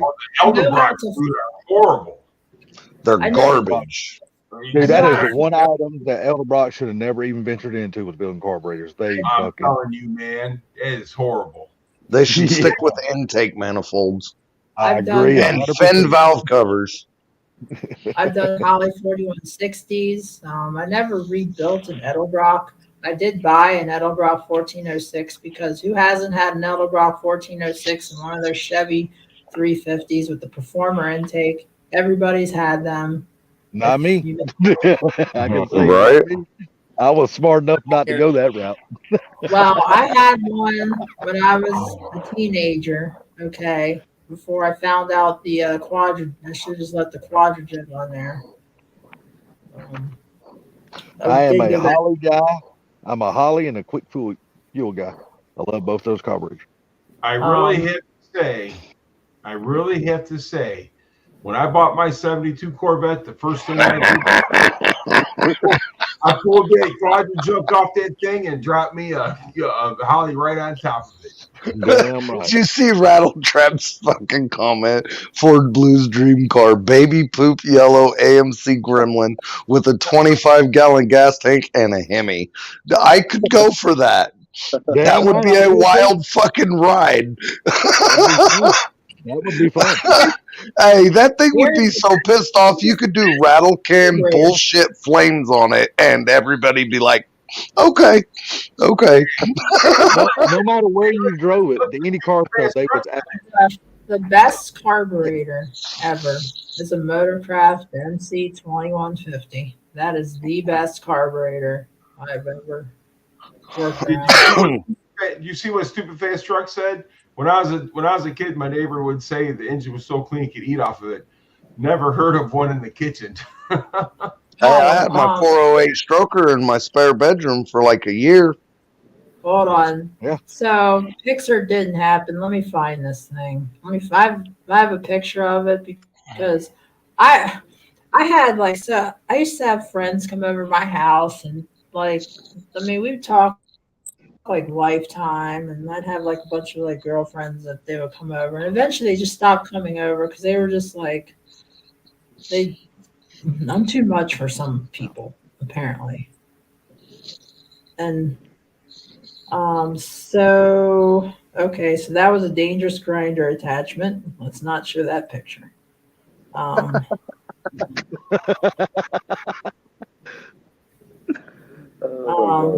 Oh, what?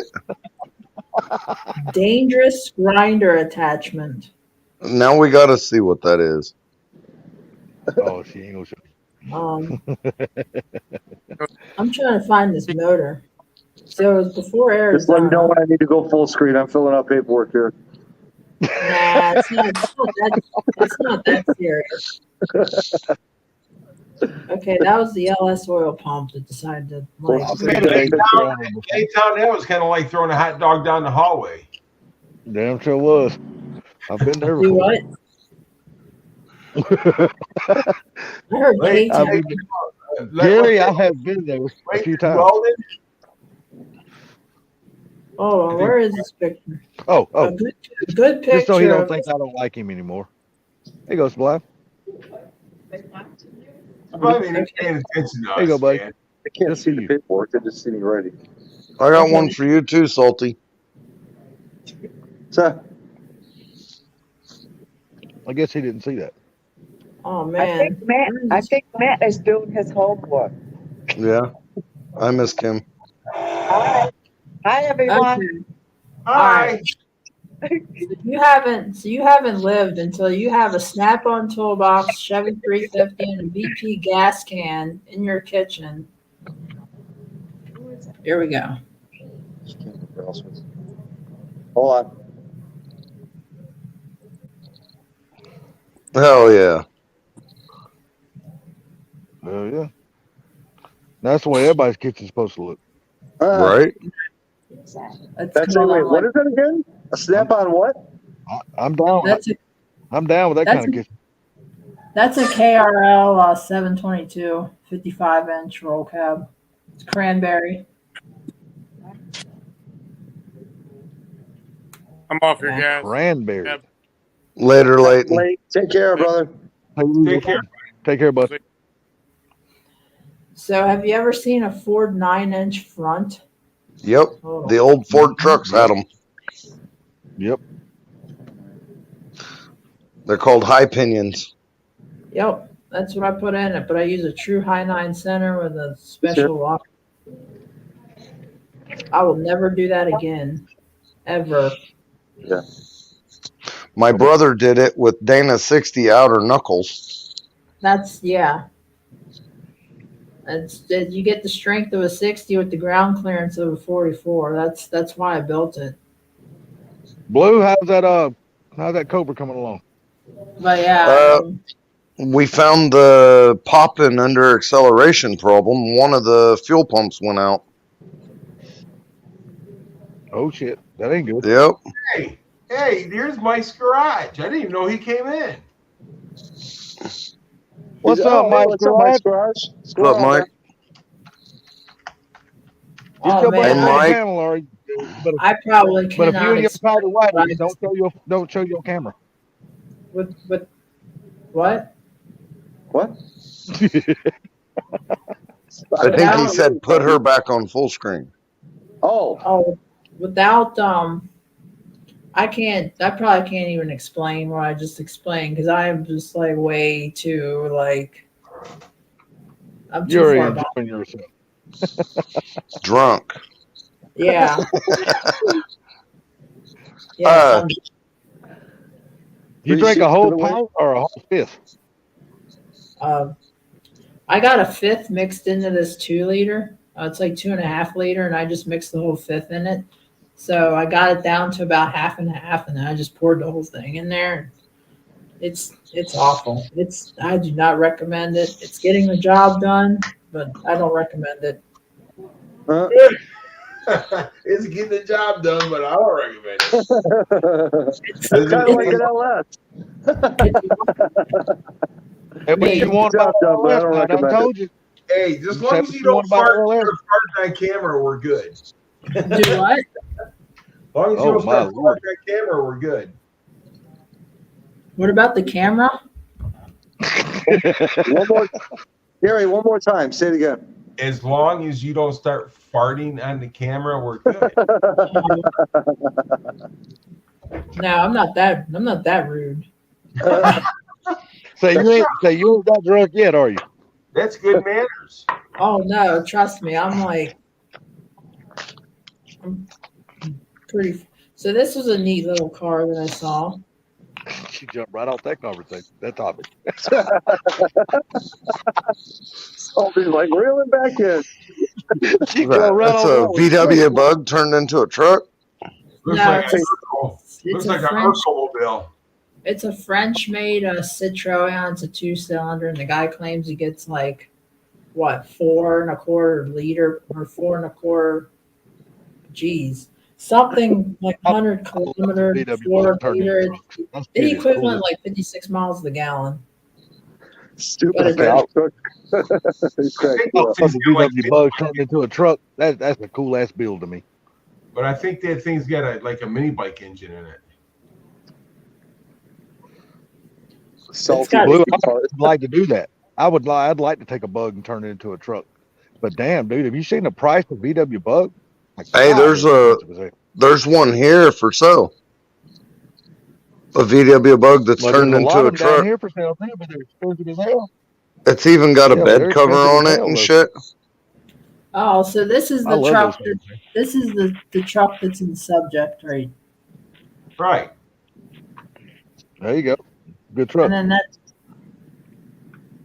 Look at those original hubcaps on that truck. People, you don't keep those things. No, I like that.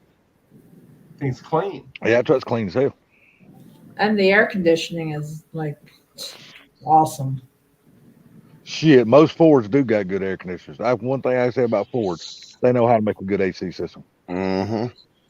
It's a good truck. It's just I'm combing through its annoying nuances. Well, it's 25 years old, so it's going to have some things going wrong with it. But, It never left it's me sit yet. Knock on wood. And Well, If it was a Chevy, you would have been broke out every other day. no, if it was a reason Chevy, you could stand beside it and hear.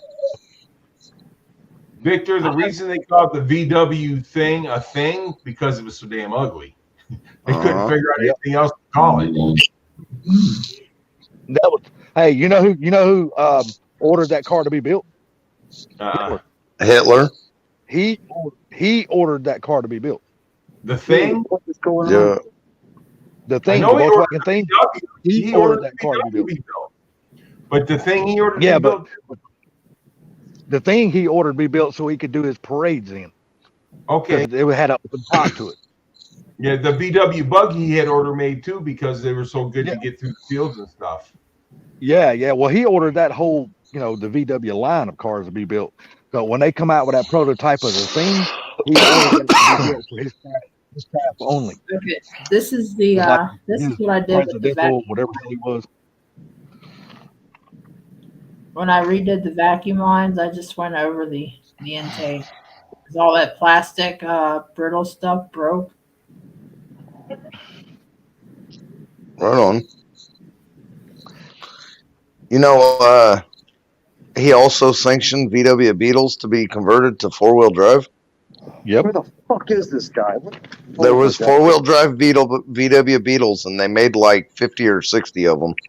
Really? I didn't notice till tonight until I was just messing with Car Mob. But do you know that they made a Chevy Chevette pickup truck and it was only sold in Europe? I didn't know that. I don't follow the Chevy stuff though. Well, I mean, I just, that's just one of those cool little fucking ugly ass cars. It's like the Ford Fiesta. It was a cool, ugly ass little car. Oh God! Thank God I found it. Okay, we're good. The drive shaft runs through a torque tube on the Chevettes. This is part of the EFI conversion that I'm doing. That's a modified GM throttle body with boat injectors. Cool. Damn. All right. But when I seen that, because what I done is I just randomly it popped up in my search engine on YouTube about the Chevette, and I remember Car Mob saying a guy at his job just bought a Chevette and he wants to buy that car. So when I seen that little thing, I took a little clip of that commercial and sent it to him on Facebook. But then I kept watching that thing, and it showed the damn Chevy Chevette pickup truck. I was like, fuck, I never seen one of those before. Then they said it was only sold overseas. I was like, damn, they could have sold that here. That shit would have been cool. That's just like the Russian Volgas and Ladas. They have the Lada 4-wheel drives. Those are pretty interesting. If you ever get a chance to just about everything. Go to like everything. Eastern Europe or Russia. They're really interesting. Just about everything Russia builds though is going to be 4-wheel. So I mean, look at the weather they have. A 2-wheel drive car just wouldn't survive. People couldn't get around with all that damn snow they got over there all the time.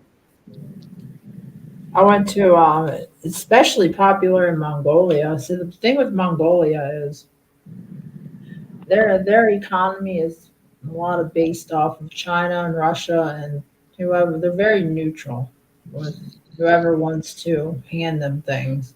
So there's no rhyme or reason with getting either a rental car or with the car sales lots in Mongolia. They will have right-hand drive and left-hand drive. It'd be the same make and model, and there's no rhyme or reason. I'd like to have a 2-door Tempo to make a drag car out of. I got one. You got a 2-door Tempo? Actually, it's a Topaz. Mercury Topaz. Those Tempo V6s, they were peppy. I want to put a V8 in it. My sister had one, I think, at one point. I got the 2-door Topaz. What kind of condition is the unibody in, Gary? Everything's in Underneath good it, shape. and all that kind of stuff. It's not a bad car. What So about it's not those rusted, V8 not rusted Tauruses? out on the bottom or nothing like that. Didn't No, they it's have like pretty a nice V8? car. Didn't they have a V8 Hmm. front wheel drive Taurus at one point? Yep. They, Yep. Gary, I might need to talk to you about buying that car. I've been wanting one for a long time. You have his Oh, number, right? we lost Blue. I had everybody's number. I don't got nobody's now. Oh yeah, that's right. Yeah. Well, I Well, mean, you I know, put my number in that chat. So once you get your new phones, go to my number there and then text me. got you. You know, once I get my new phone tomorrow, it'll be an Android. But I got everything saved in my iCloud. But can I pull everything from my iCloud over to an Android? Is that even possible?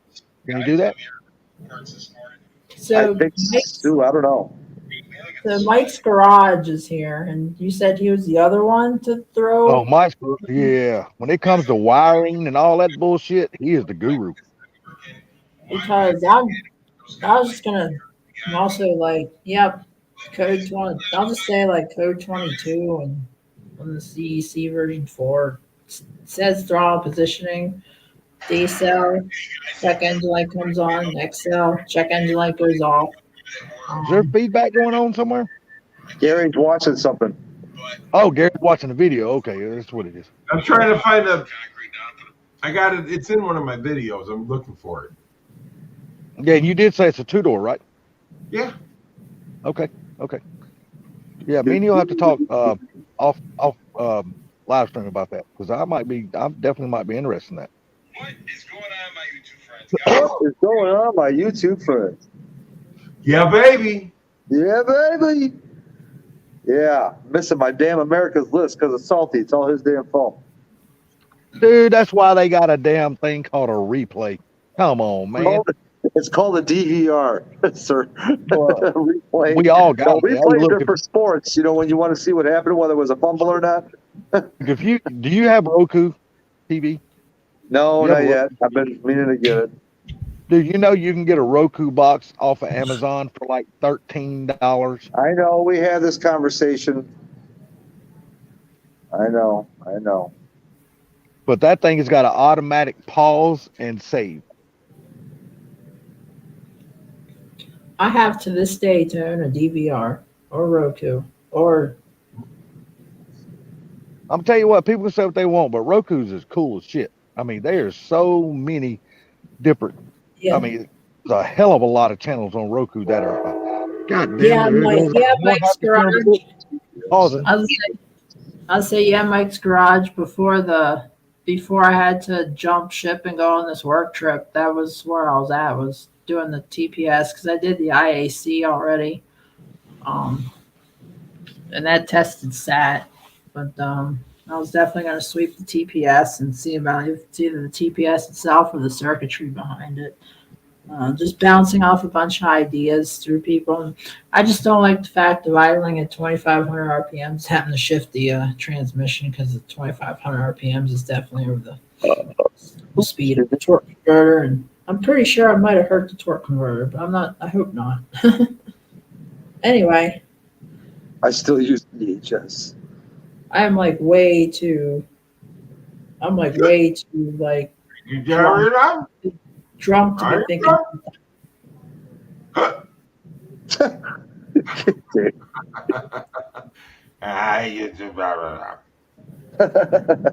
He's messing with you. So I want to find a cassette player because I have the stock. It's just AM FM radio, and it does have all the equalizer buttons on the Ford radio. I'd like to find a stock cassette player so I can just use the tape and the aux cord to my phone. That's what I do with my Jeep.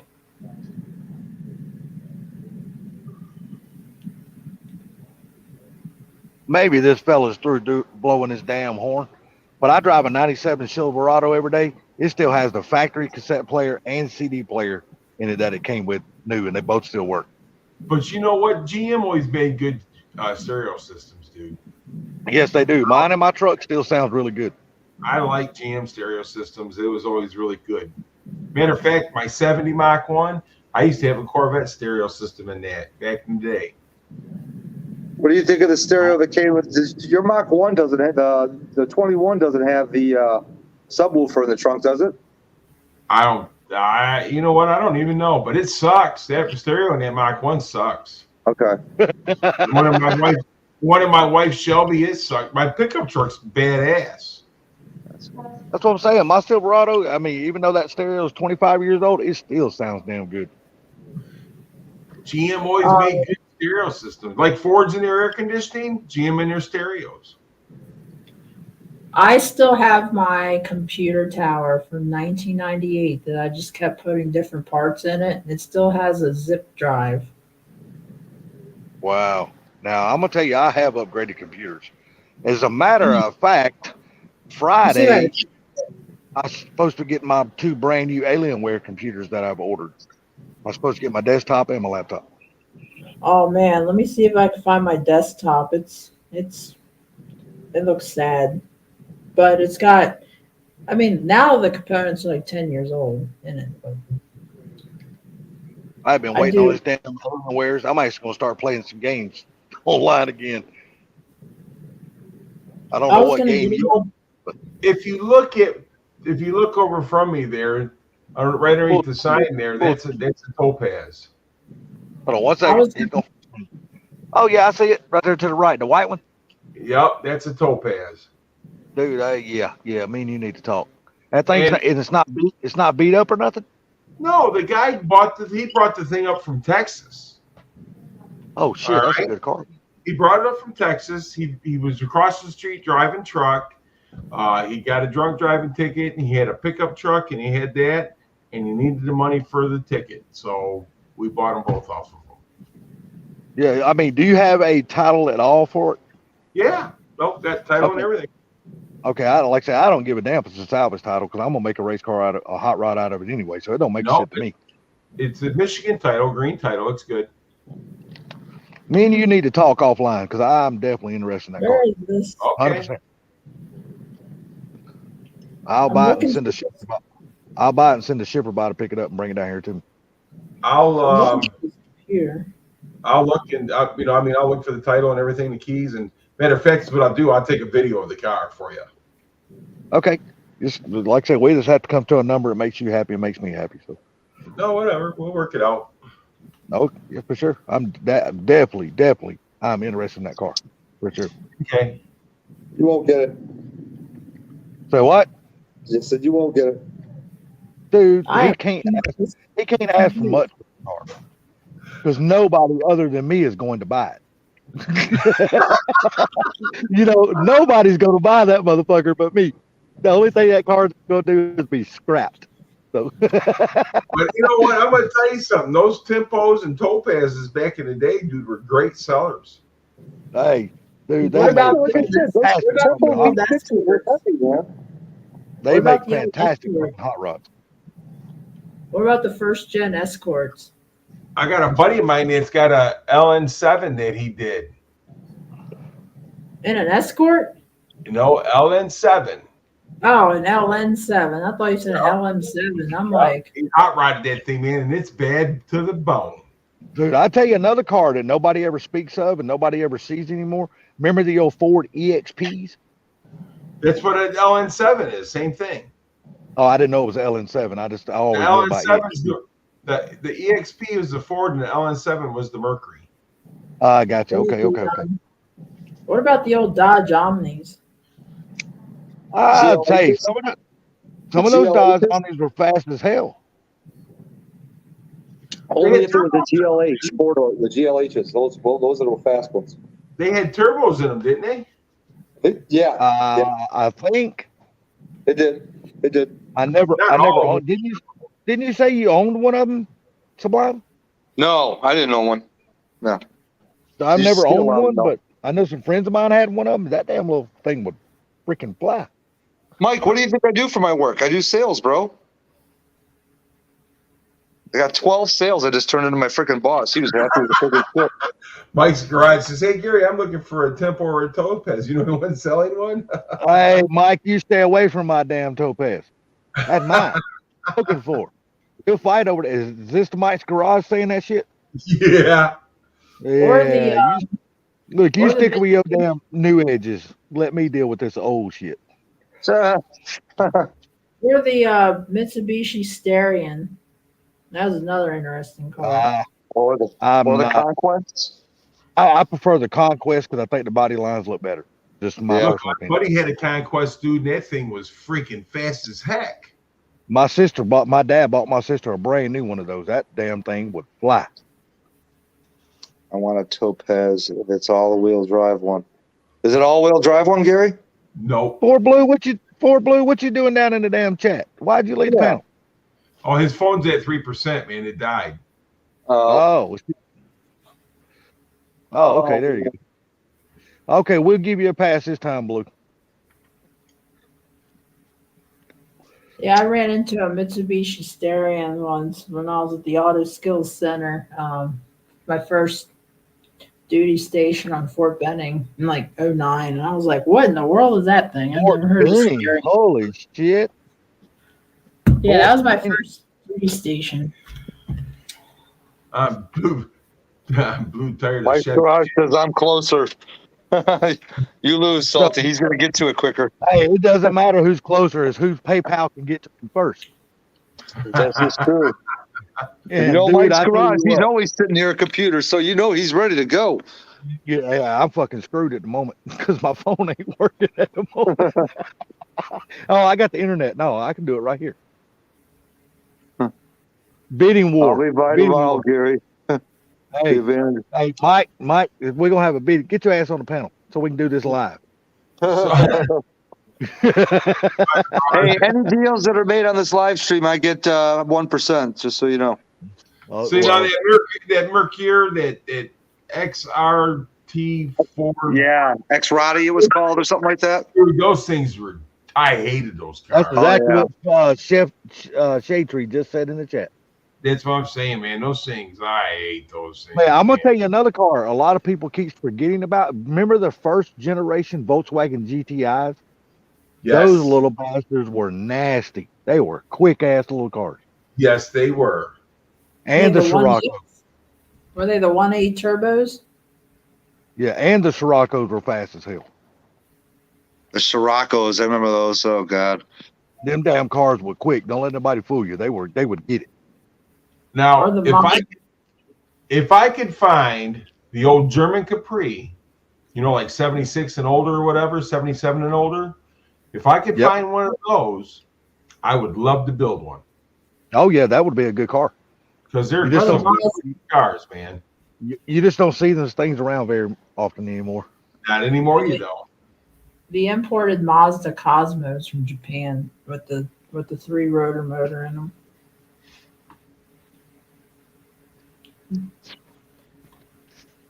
Those yeah, nice. old little cars that we don't really talk about much.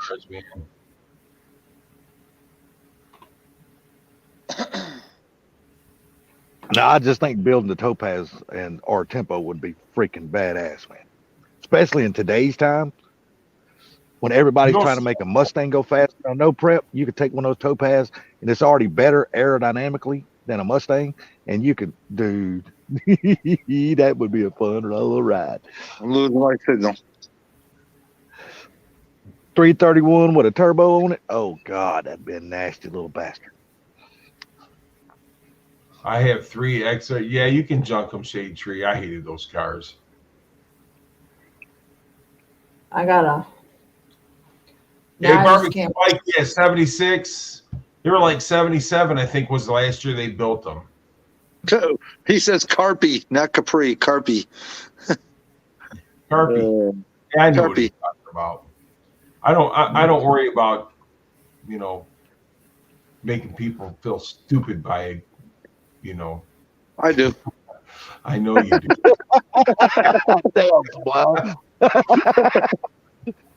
Nah, yeah, Street Fox. Tell me that little Topaz would be nasty. A 331 stroke with a damn turbo, man, that little son of a bitch would be nasty.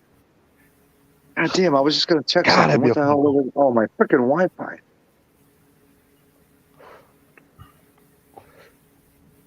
I'm gonna tell you something. I junked some of the coolest cars, man. We junked some cars, dude, that you couldn't buy it today. You see what Downhill Daddy said? Sublime, you dick.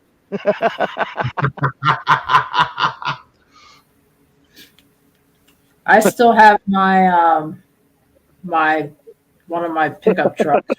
High school. It's like two pickup trucks into one. It's got a brown and tan front and a red bed. Oh, dude, I got to tell you something. So I'm driving to work today. And they started talking about butt plugs.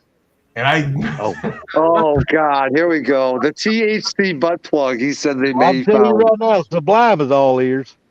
Oh my lord. they made THC butt plugs, man. Sublime would be like in heaven, dude.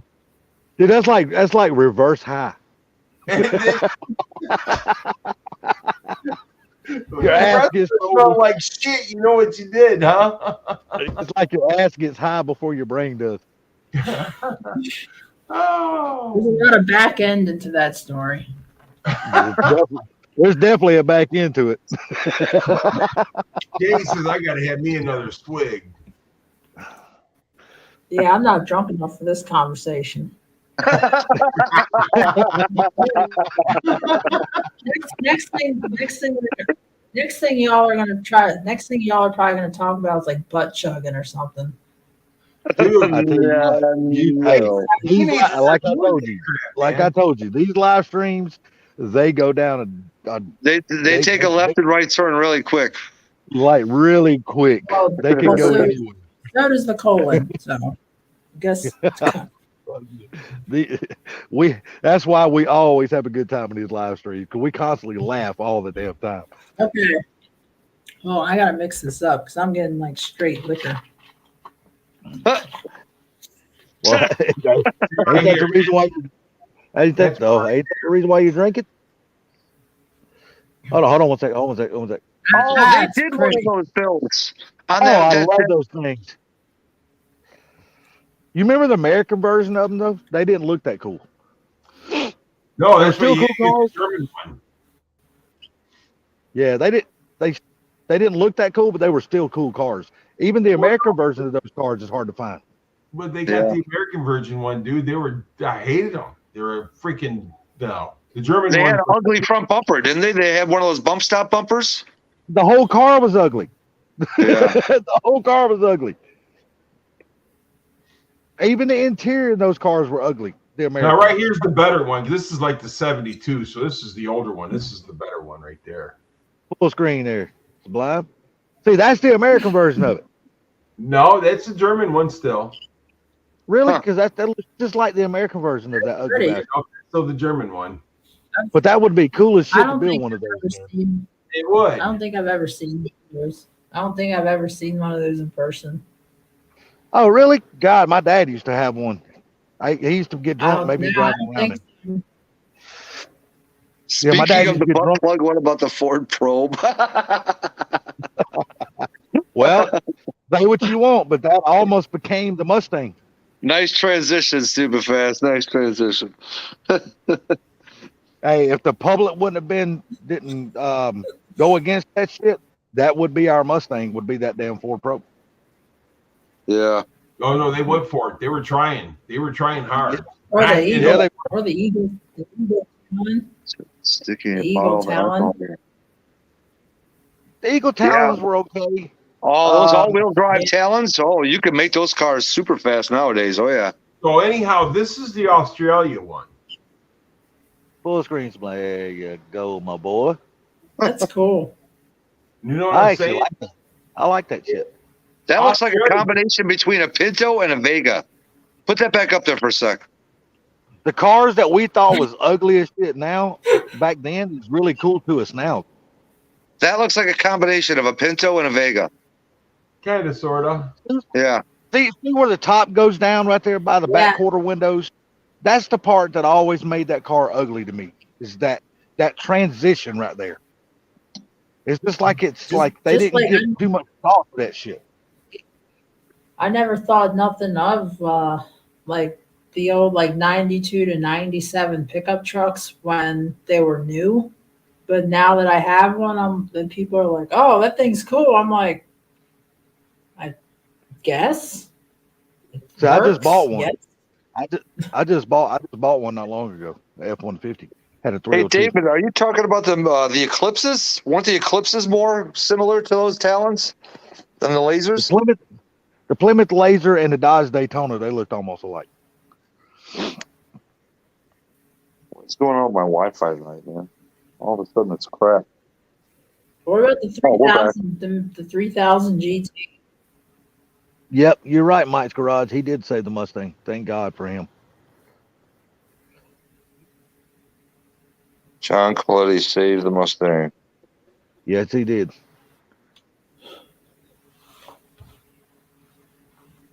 Oh, I got you, David. Damn, Shade Tree, I don't think I'd have told nobody that.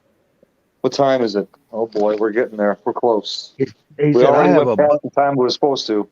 he said, I have a butt probe. I don't know if I'd have told nobody about that one there, buddy. I think I'd have kept that to myself. Yeah, exactly. She's laughing about it too. Oh man, it's Gary, we're gonna talk before this week's up. Hey, Gary, she's starting to get that look like I had when I was sitting next to you on the couch at Carmob's.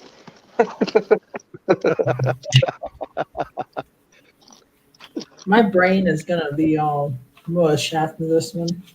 You got to work tomorrow? Oh yeah, Oh, that's gonna be a hell of a morning. I gotta work in about 4 hours. Oh, that's gonna be a hell of a morning. 5 hours. No, I'll be Yep. fine. It's called delegation. You just delegate. Hey, If you don't mind me asking, and can you talk about it? What exactly is your job title in the military, or can you talk about that? Nah, there's no formation. I pretty much there's no formation. This is my work clothes. I'm still wearing my work clothes for the day. I'm in a very niche, unique position in the military. I don't wear the uniform a lot, like hardly ever. Maybe like promotions or like schools. But, maybe not on live. Yeah, if you don't want to Especially- talk about it, that's fine. That's fine. We trust me. We totally get it. like maybe like backstage or something. I just don't know like who exactly is watching. I don't want to like. It's not that my job isn't like super secret. It's just that for like operational security reasons. So I keep it like on a one-on-one thing. Yeah, my brother just retired out of the Air Force from 42 years. Trust me. There's a lot of stuff that he cannot talk to me about. So he's he's retired. He can, right? No, he still can't talk about it. Hell no, he got top secrets, man. He can't talk about that. Yeah, he can never tell nobody about that stuff. Interesting.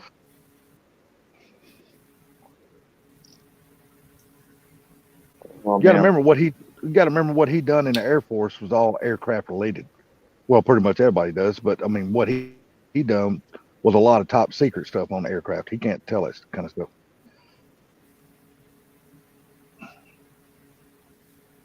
Gary, you got to work tomorrow? What's that? I was asking Gary. You got to work tomorrow. Gary, you're muted, sir. I'm kind of debating whether I'm going in tomorrow or not. Gotcha. You going up to Carmob's the 7th Sublime? No, that got changed. Oh, did it? Yeah, because that's the same day as Sean's oldest kid's birthday party. Okay, so when's Mob's gonna be? It's TBD. To be determined. Oh, okay. Because is Mob getting ready? Is he getting ready to have a birthday? Yeah, it's coming up, and actually, what we're talking about is supposed to be top secret. So hopefully, he's not in the bushes. Well, no, don't give no top secret information out now. Don't do that. Coming up. Hey, so hang on a second. So we're talking about the German-made and American-made Capri. I don't remember them making that body style an American-made. Well, I don't know if it was American made or not, but I know my dad had one, and I've seen a ton of them at the racetrack. Right. At the so I just wonder if they're from Germany or America, or if we started building them over here at some point, or what. I guess we're gonna have to do some research to find that out. Cause I'm not sure. Give me something to do when this live stream's over with. All right. I'm probably gonna kill this in like 10 minutes. Oh, you ain't going nowhere. It's only 11:30. Where 11:22. I got a full day of work tomorrow, bro.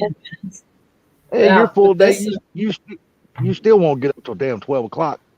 If you kill this that conversation, in 10 minutes, I'm gonna kill this in 10 minutes. if you kill that the rest of that in 10 minutes, then we'll extend it. If she kills that in the rest of 10 minutes, she's gonna be sleeping right there. It'll be the first time somebody fell asleep on my stream. Hey, I fell asleep on it. Remember, I snore my ass off. Was that on Silverbacks? Yeah, it was on Silverbacks. I fell asleep. Oh man, there was a stream. There was a stream on the tool community where one of the members fell asleep, and there was a black cat that was crawling behind him, like trying to like. Chef Shade Tree might have been there that day when fell asleep on live, and then I made a meme about it and posted it. Stupid Fast Truck said there was if it's hurt that bad, bro, just go get it better. Get it better, bro. Yeah, Stupid Fast Truck, the American Capri though, that was a Fox body in the mid. Right. This is the one that I know of, the 79 to 86. Now that's I've seen them over here. I've seen that. That's the Fox body. Yeah. Yeah, it's the Fox body Capri right there. That's wait, 79. put that back up. Put that back up. He wants to know if it's got a bubble back. No, this one don't have the bubble back. This is 79. Okay. Got it. I don't think the bubble back came out until 86, 85. 85, I think. 85. I don't know, but if I got one that had a bubble back, that hatch is coming off of that bitch, and I'm putting a regular hatch on it. I cannot stand the bubble back. I can't stand that shit. I have never liked the look of that. So what I'm drinking is Rock Gut. It's $2.02, the equivalent to US dollar, and it's 100 proof. That is what I'm drinking. 100 proof. Holy shit! You ain't fucking around tonight, are you? But it's diluted in Diet Coke enough where it's. Hey, you guys want to hear something interesting? Yes, sir. Always. Always. So, 1978, they made 7,000. Well, let's we go backwards here. In 1974, they made 44,000 Mach 1 Mustang. Really? In 1975, 44,000 in 1974 Mach 1 Mustangs.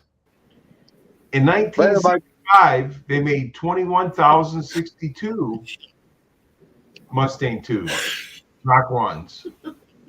1976, 9,232. 1977, 6,719. And in 1978, they made 7,968 Mach 1 Mustangs. You know, you just said something. You just said a car I've never seen. I don't think I've ever seen a 75 Mustang 2 Mach 1. I don't think I've ever seen one. Dude, they were a V6 and it just said Mach 1 on the fender. That's it.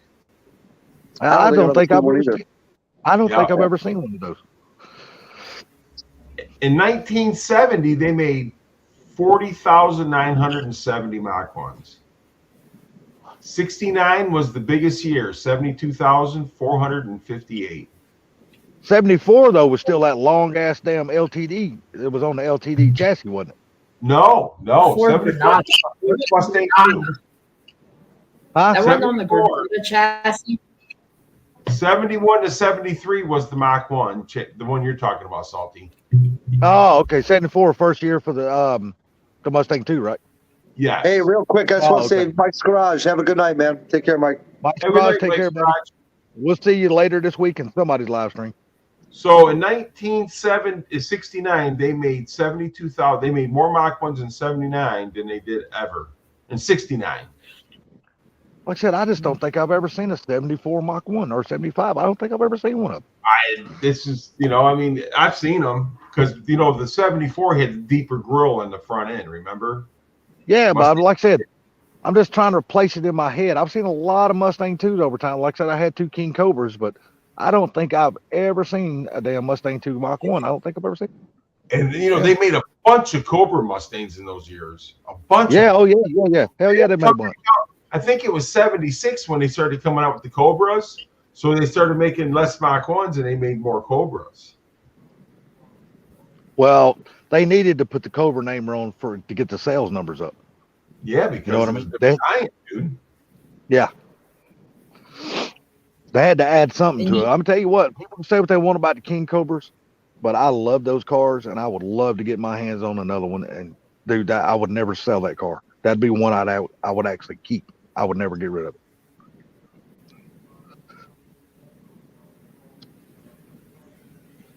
Because I know there's not a lot of fans of the Mustang 2s, but I'm definitely a fan of it.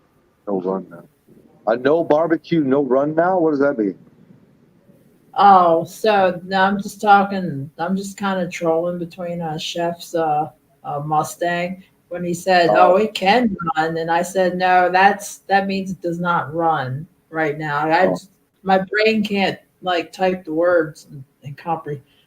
Oh yeah, yeah.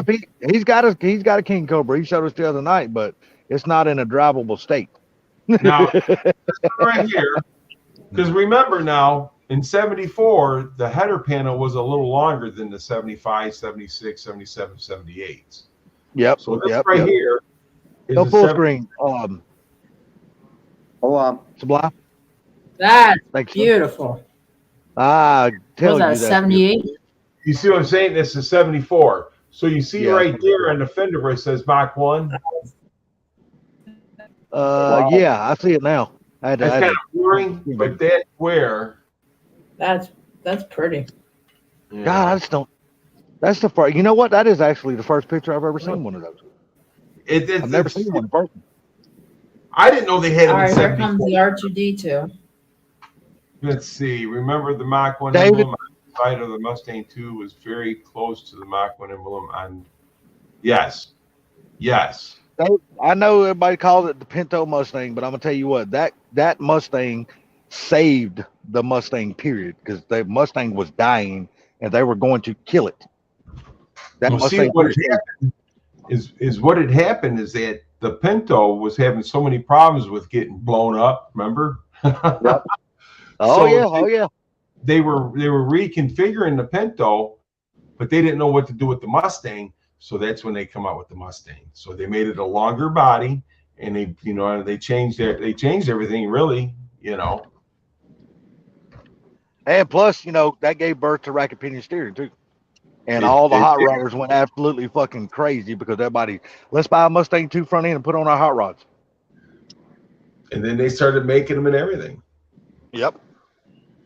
So the Mustang 2 was actually a great car. People just don't give it no credit. Yeah, it was really kind of ahead of its time, if you really want to use that phrase, because it gave birth to a lot of things for Ford. No, it did. But remember, they came with that little 2.8 V6. Oh my God, man, what a hunk of junk. Yeah, but that was also during the insurance crisis and emission crisis, and that's when all the car makers started scaling back to the smaller shit. Yeah.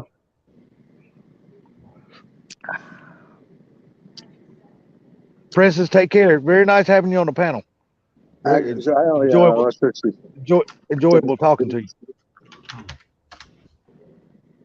Hey, come back when you want to hear a bunch of damn dumbass people talk, or rednecks anyway. That's me. She's back right now. Oh, welcome back. See, she couldn't stay all long. Hey, Larry, what's going on, man? She's like, LGL Turbo. And I don't know if I've said it. What's going on, man? Bryce Castro. Who the hell is that? Oh, he's been in many times. Larry? My friend Larry. LTO Larry. Is that the same Bryce that comes in here all the time? No, different Bryce. Oh, I This thought is it was. Bryce. I was gonna say. This is Bryce that got the Frankenstein trunk. It's boom, baby. The only car that was worth a He's shit. pretty cool. His daughter helps him on his truck and everything. He's a good guy. Oh, yeah. Okay, I know who he is now. Yeah. Hold on. Stupid fast. We got The CUDA made a couple good years in the 70s. There were some good CUDAs. That's for and sure. don't get me wrong, they gave birth to a really nice fucking movie car called the Trans Am and all this other shit. 70s were good years. You just had to pick the right car, but 70s were good years. We're still 12 strong in here. Good Lord.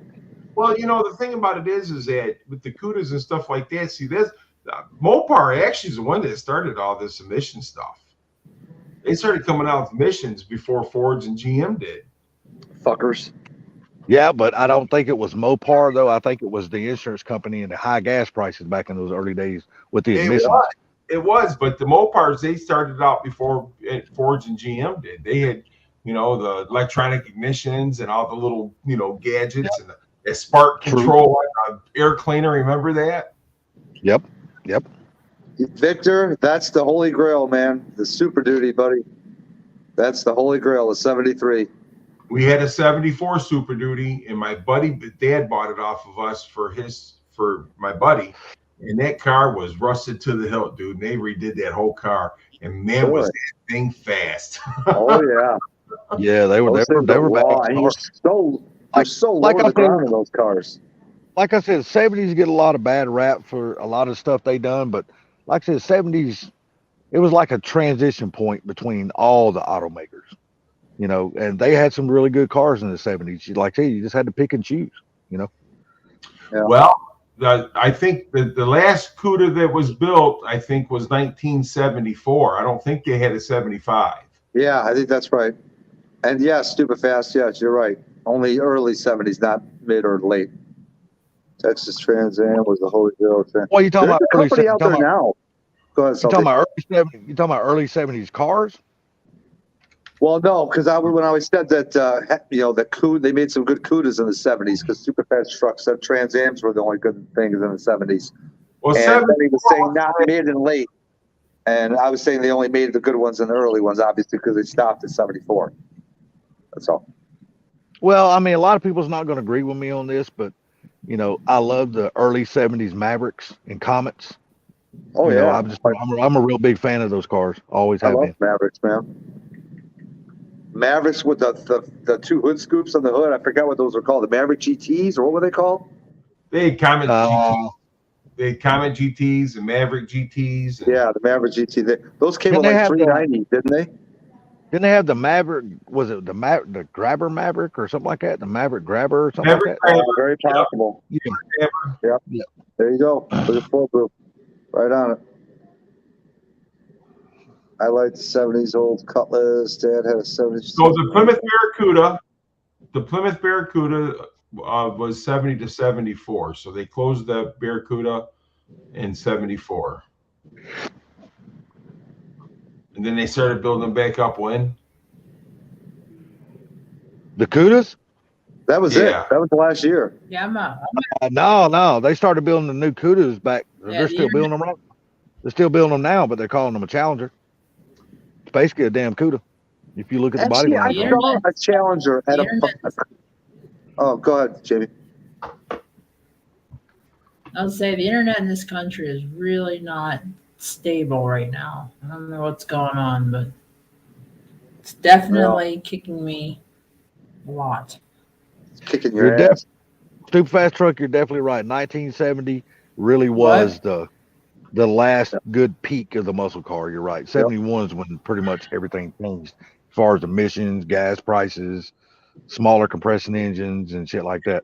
Yeah, so that's what I'm saying. So Chrysler started in 72 or 73, so they kind of had a head start on the rest of them, So it's kind of weird how that kind of fell in place, but that's what killed NASCAR and all that kind of stuff back in the day. You know what I'm saying? Yeah. Not NASCAR, but what was the other one? Yep, stupid fast truck. You're right. Where they had the Boss 302s and the Camaro. Oh yeah, the Road Americas or whatever. Yeah, that that right there. That's when they kind of killed that because they were going to the bigger cars and. I honestly think Ford tried to kill the Mustang in 71. 71 to 73, I really think they tried to kill it. When they put that sumbitch on that big long ass LTD chassis and all, dude, that is just, them cars are god awful ugly as shit. I don't care. I think the last year they built the last year they built the Cleveland was 74. Yeah, but it was even a low compression motor at that time, wasn't it? Oh, it was dead. It was like a turd. They started turning Like into a the fucking fucking 61 modifieds. Yeah. And I'm sorry, but I just think the modified was a waste of their freaking time. They could have put their damn technology and money somewhere else. I agree. Because remember they combined them 351 modified 400. Remember? Yeah, I mean, I'm like, why even make that motor? I mean, what was the purpose of that shit? About the same as the 301 Pontiac. Why in the world did they do that? Even the 307 and the 305. I mean, why even make that? I mean, I could understand if you're putting them in a family sedan and you're gonna drive them around. You know what I mean? But start putting them in performance-based cars. That was a stupid move. All right, Jamie, have a good night. Thanks for coming in. Take it easy, Jamie. Nice talking to you. Good. No, all good. You were good. Didn't come up with like a know-it-all at all. Yeah, I agree, stupid fast truck. I just don't understand why they ever done that. And yeah, and I know I know Shelby got his hands in on that long ass car too. But still, I mean, no matter what they done to that car at that time, it was just an ugly car. I mean, it was like a waste of everybody's time to even invest in that car. Yeah, take care, Dan. The 71 Boss is probably the last of the really good Cleveland style. You know what I'm saying? Yeah, that 301 Stupid Fast was garbage. And you remember Super Fast Truck, remember the Shelby? That's when it was either 71 or 72, and they put them 5 vents in the damn hood. I'm like, and they spaced them out like a damn square and had one right in the middle. I was like, really? Them vents didn't do a damn thing for that car. I'm sorry. No, the car was just ugly. That was the 69 and 70. That's where they got the style from the 71 to 73 Mustang from. Yeah, but they put that shit on that damn that Shelby, and I was like, man, I'm sorry. That's just I get it. I mean, if you take one of those hoods and put it to just set it right next to a Fox body, the damn hood came almost to the damn driver's seat. That's how long that fucking hood was. I'm like, really? The hood is half the damn distance of a Fox body. It was a 50-yard hood, man. No shit. I'm like, good Lord. I never really cared for them, but I like them a little bit better now that I'm older. Me too. I mean, they've grown on me, and God, it's took 50 years for the motherfuckers to grow on me, but I still would not spend no money on buying one. I mean, because the resale value of those cars, even when you watch the auctions, even the resale value hasn't went up that much, unless it's like a signature car. But people's just not interested in them like you know what I'm saying? Like the 70 and the 69. You know what I'm saying? Yep. And for good reason. Why would they be? Think about it. And just think, I've never even known the weight of one of those cars because I've never looked it up. But I guarantee you that car has got to be heavy as hell. Well, yeah, but they say the 71 429 Mustang was the fastest production Mustang ever built. I think they're full of shit. I think they're full of shit too, dude, because we had the 7428, they had a 69 70 428 Cobra Jet 4-speed car. They had the 429 Boss. And they're going to tell me they had the Boss 429 and 70. Don't tell me that 71 was going to outrun that Boss 429 and 70. Bullshit. There's the fastest production Mustang right there. That's the winner. Which one? Show it again. Huh? Which one? Oh.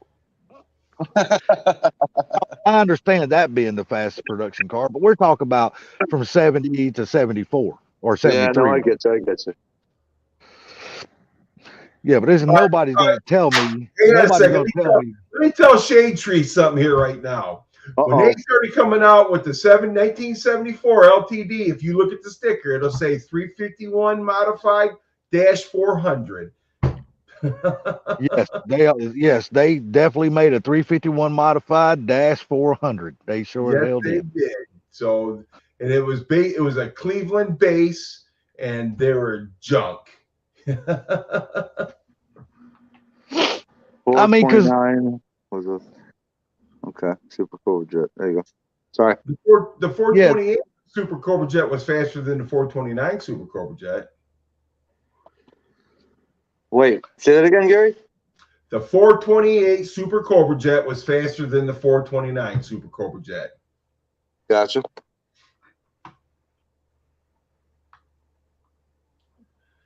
Yeah, those 301s were garbage.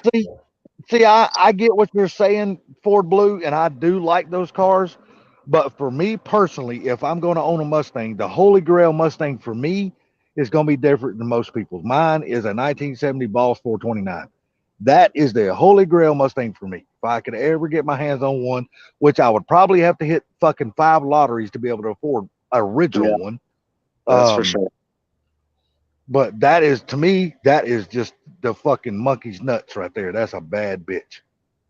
Shade Tree, I'm going to tell you something. I've sold more of those 351 modifieds 400s than you've owned cars. Guarantee it. And Shade Tree, you can believe him because this man has owned a junkyard for more than half of his life. His daddy owned it before his daddy owned it way before then. You know what I mean? Uh-oh, here's another one. Larry says no, no, no. 428 Super Cobra Jet in a race on the street was faster than the 429, Larry. I've ridden them. I've drove them. I know, baby. I tell you that right now. Blue, I've had a bunch of Fox body notches, and I promise you, none of the notches, I don't give a shit on this planet, will ever take the place of a 70 Boss 429. None. Look it up, Shade Tree. Do whatever you want to, dude. But I sold them right out of the junkyard, my friend. So you ain't telling me nothing, and I don't care what Google says. They're wrong. I'm right. Exactly. It's as simple as that, baby. I've sold more engines out of that junkyard than you've owned cars. You get them, Gary. God damn it, you get them. I've owned more cars than you've ever owned there, Shade Tree. Oh my God. Gary's got the feistiness. I'll tell you what, if Ford Blue's phone was charged enough for him to get on this panel, guarantee you he'd be right on Gary's side. I'm telling you right now, dude. I'm sorry, dude, but you're wrong, brother. Looking for more. Hey, dude, it said it right on the valve cover, 351-400. I know, Daddy. Gary's like, fuck Google. It's wrong and I'm right. Oh my Lord. Google, Gary, I hope this isn't some tactic to keep me to get this live stream going. What would Mr. Walk one do? See you later, Shade Tree. Take it easy, Shade Tree. Chef, have a good night, man. Thanks for coming in, dude. Yes, sir, dude. Take care. Always a pleasure having you in here, buddy.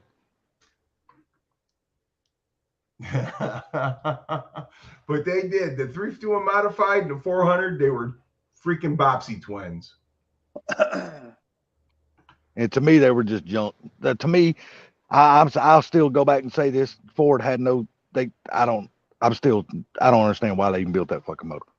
I just don't understand why they built them. Everybody's got their own taste in cars, but That's right. Tell you, it's like assholes. Everybody opinions like assholes. Everybody got their own, and nobody's wrong and nobody's right. Everybody's right. Every single Mustang. I'm sure Shade Tree will make a video about me tomorrow because he's good for that. Every single Mustang that was ever built, sold. Yep. They sold. Whether it was 1964 and a half to 2022, they all sold.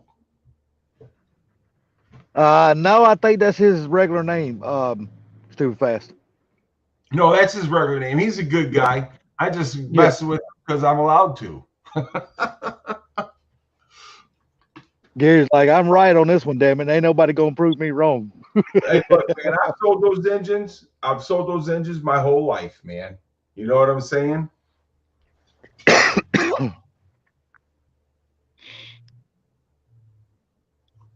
Oh, C6 best auto in my opinion, honest opinion. C6 was a good trans. Only problem with the C6, it was so damn heavy. That's right. It's a fucking boat anchor, buddy. It's like the first generation microwave. Pick that motherfucker up and you be going to the chiropractor. I'm not saying nothing bad about Chef. I'm not saying nothing bad about him at all. No, Chef's a good dude, man. Chef's a good dude. No, I'm just telling him he's wrong. it's called agree to disagree. That's right. Like I said, You call it whatever you want to. But that 400 and that 351 modified were basically the same engine. And they come off the 351 Cleveland. Just told him the keys to Mustang because it runs. IG turbo or LG turbo, I agree. C4 built, way to go. C4, No, C6 C4 was the best way to go. The C6, like I said, it was a good heavy duty trans, man. But that thing was heavy as it was heavy. That's why people are building 400s, because even the 400 was lighter than the C6. I mean, there wasn't many people who was going to lay on their back and press a C6 up and hold it while somebody else put a bolt in it. There wasn't too many people going to do that. That bastard was heavy. Now, T5, fucking easy peasy. That wasn't nothing. Oh, here's part two. Oh, the 351 boy. modified and 400 are two different engines. Externally cannot tell the difference. Only difference is that the stroke, but they were both Cleveland based. And when you saw it, when on the side on that tag, it says 351 Cleveland -400. There you go. So yes, first to have the 451, you're going to have the same thing, but it's the same block, same head, same everything. Oh. Well, I hate to do this, guys. I gotta kill it. I gotta take the dogs out. I gotta go shave. People can say what they want, but 390s, they had their place. That was a good motor. I ain't got nothing bad to say about a 390. No, 390s were good, but what was junk? The 360. But I tell you, the bad thing about 390, you just didn't pass very many gas stations. But they were tow hogs. They were good. When you bought a Ford Camper Special, usually that's what came in on was the 390.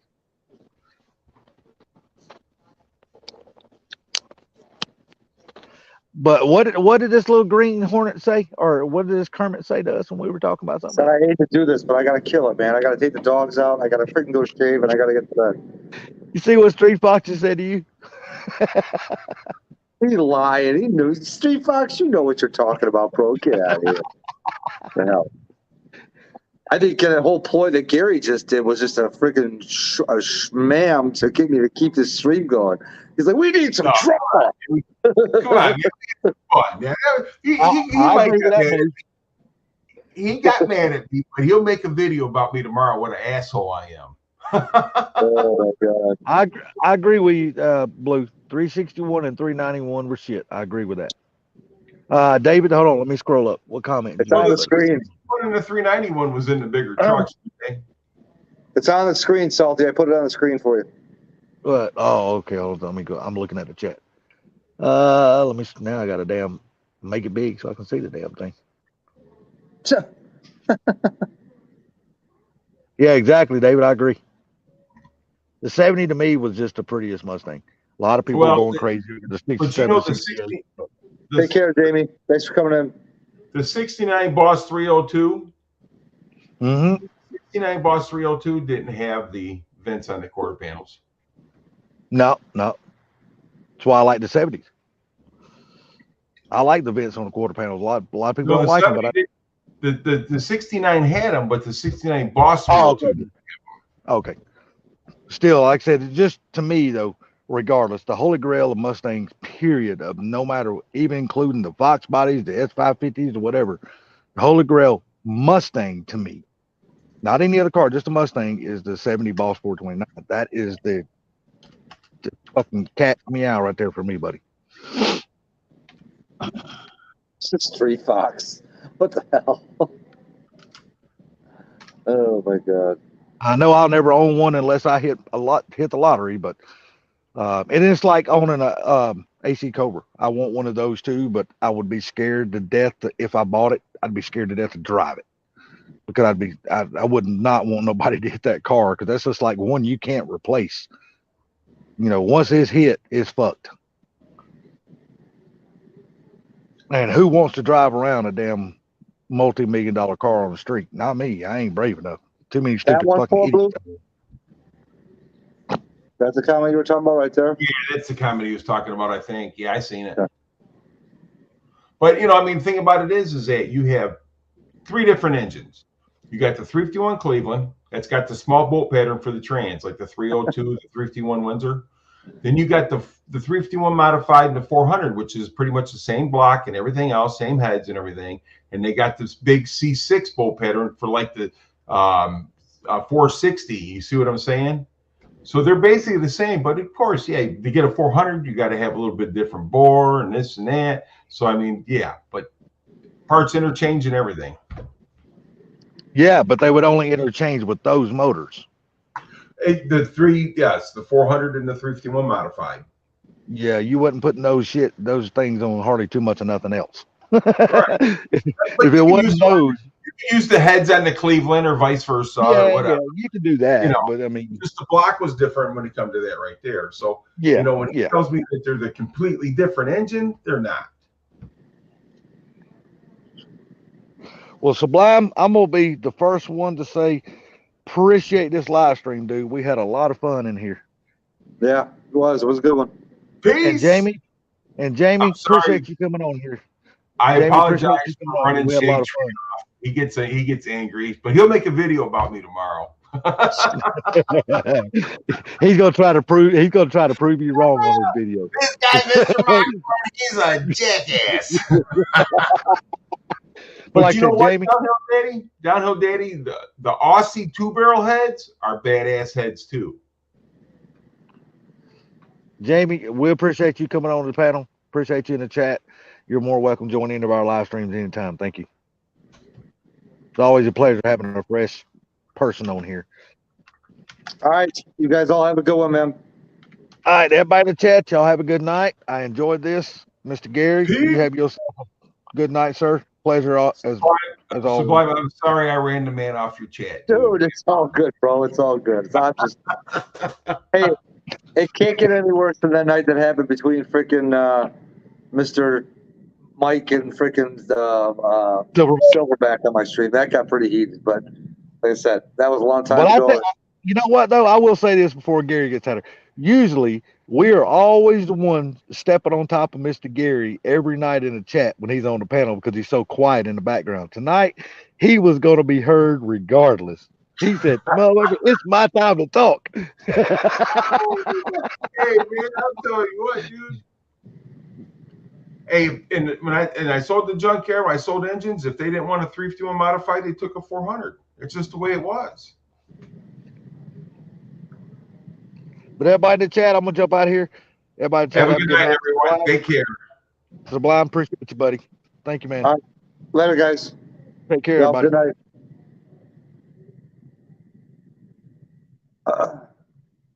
Everybody, you guys all, thanks for coming in. Good stream. And we'll see you on the next one.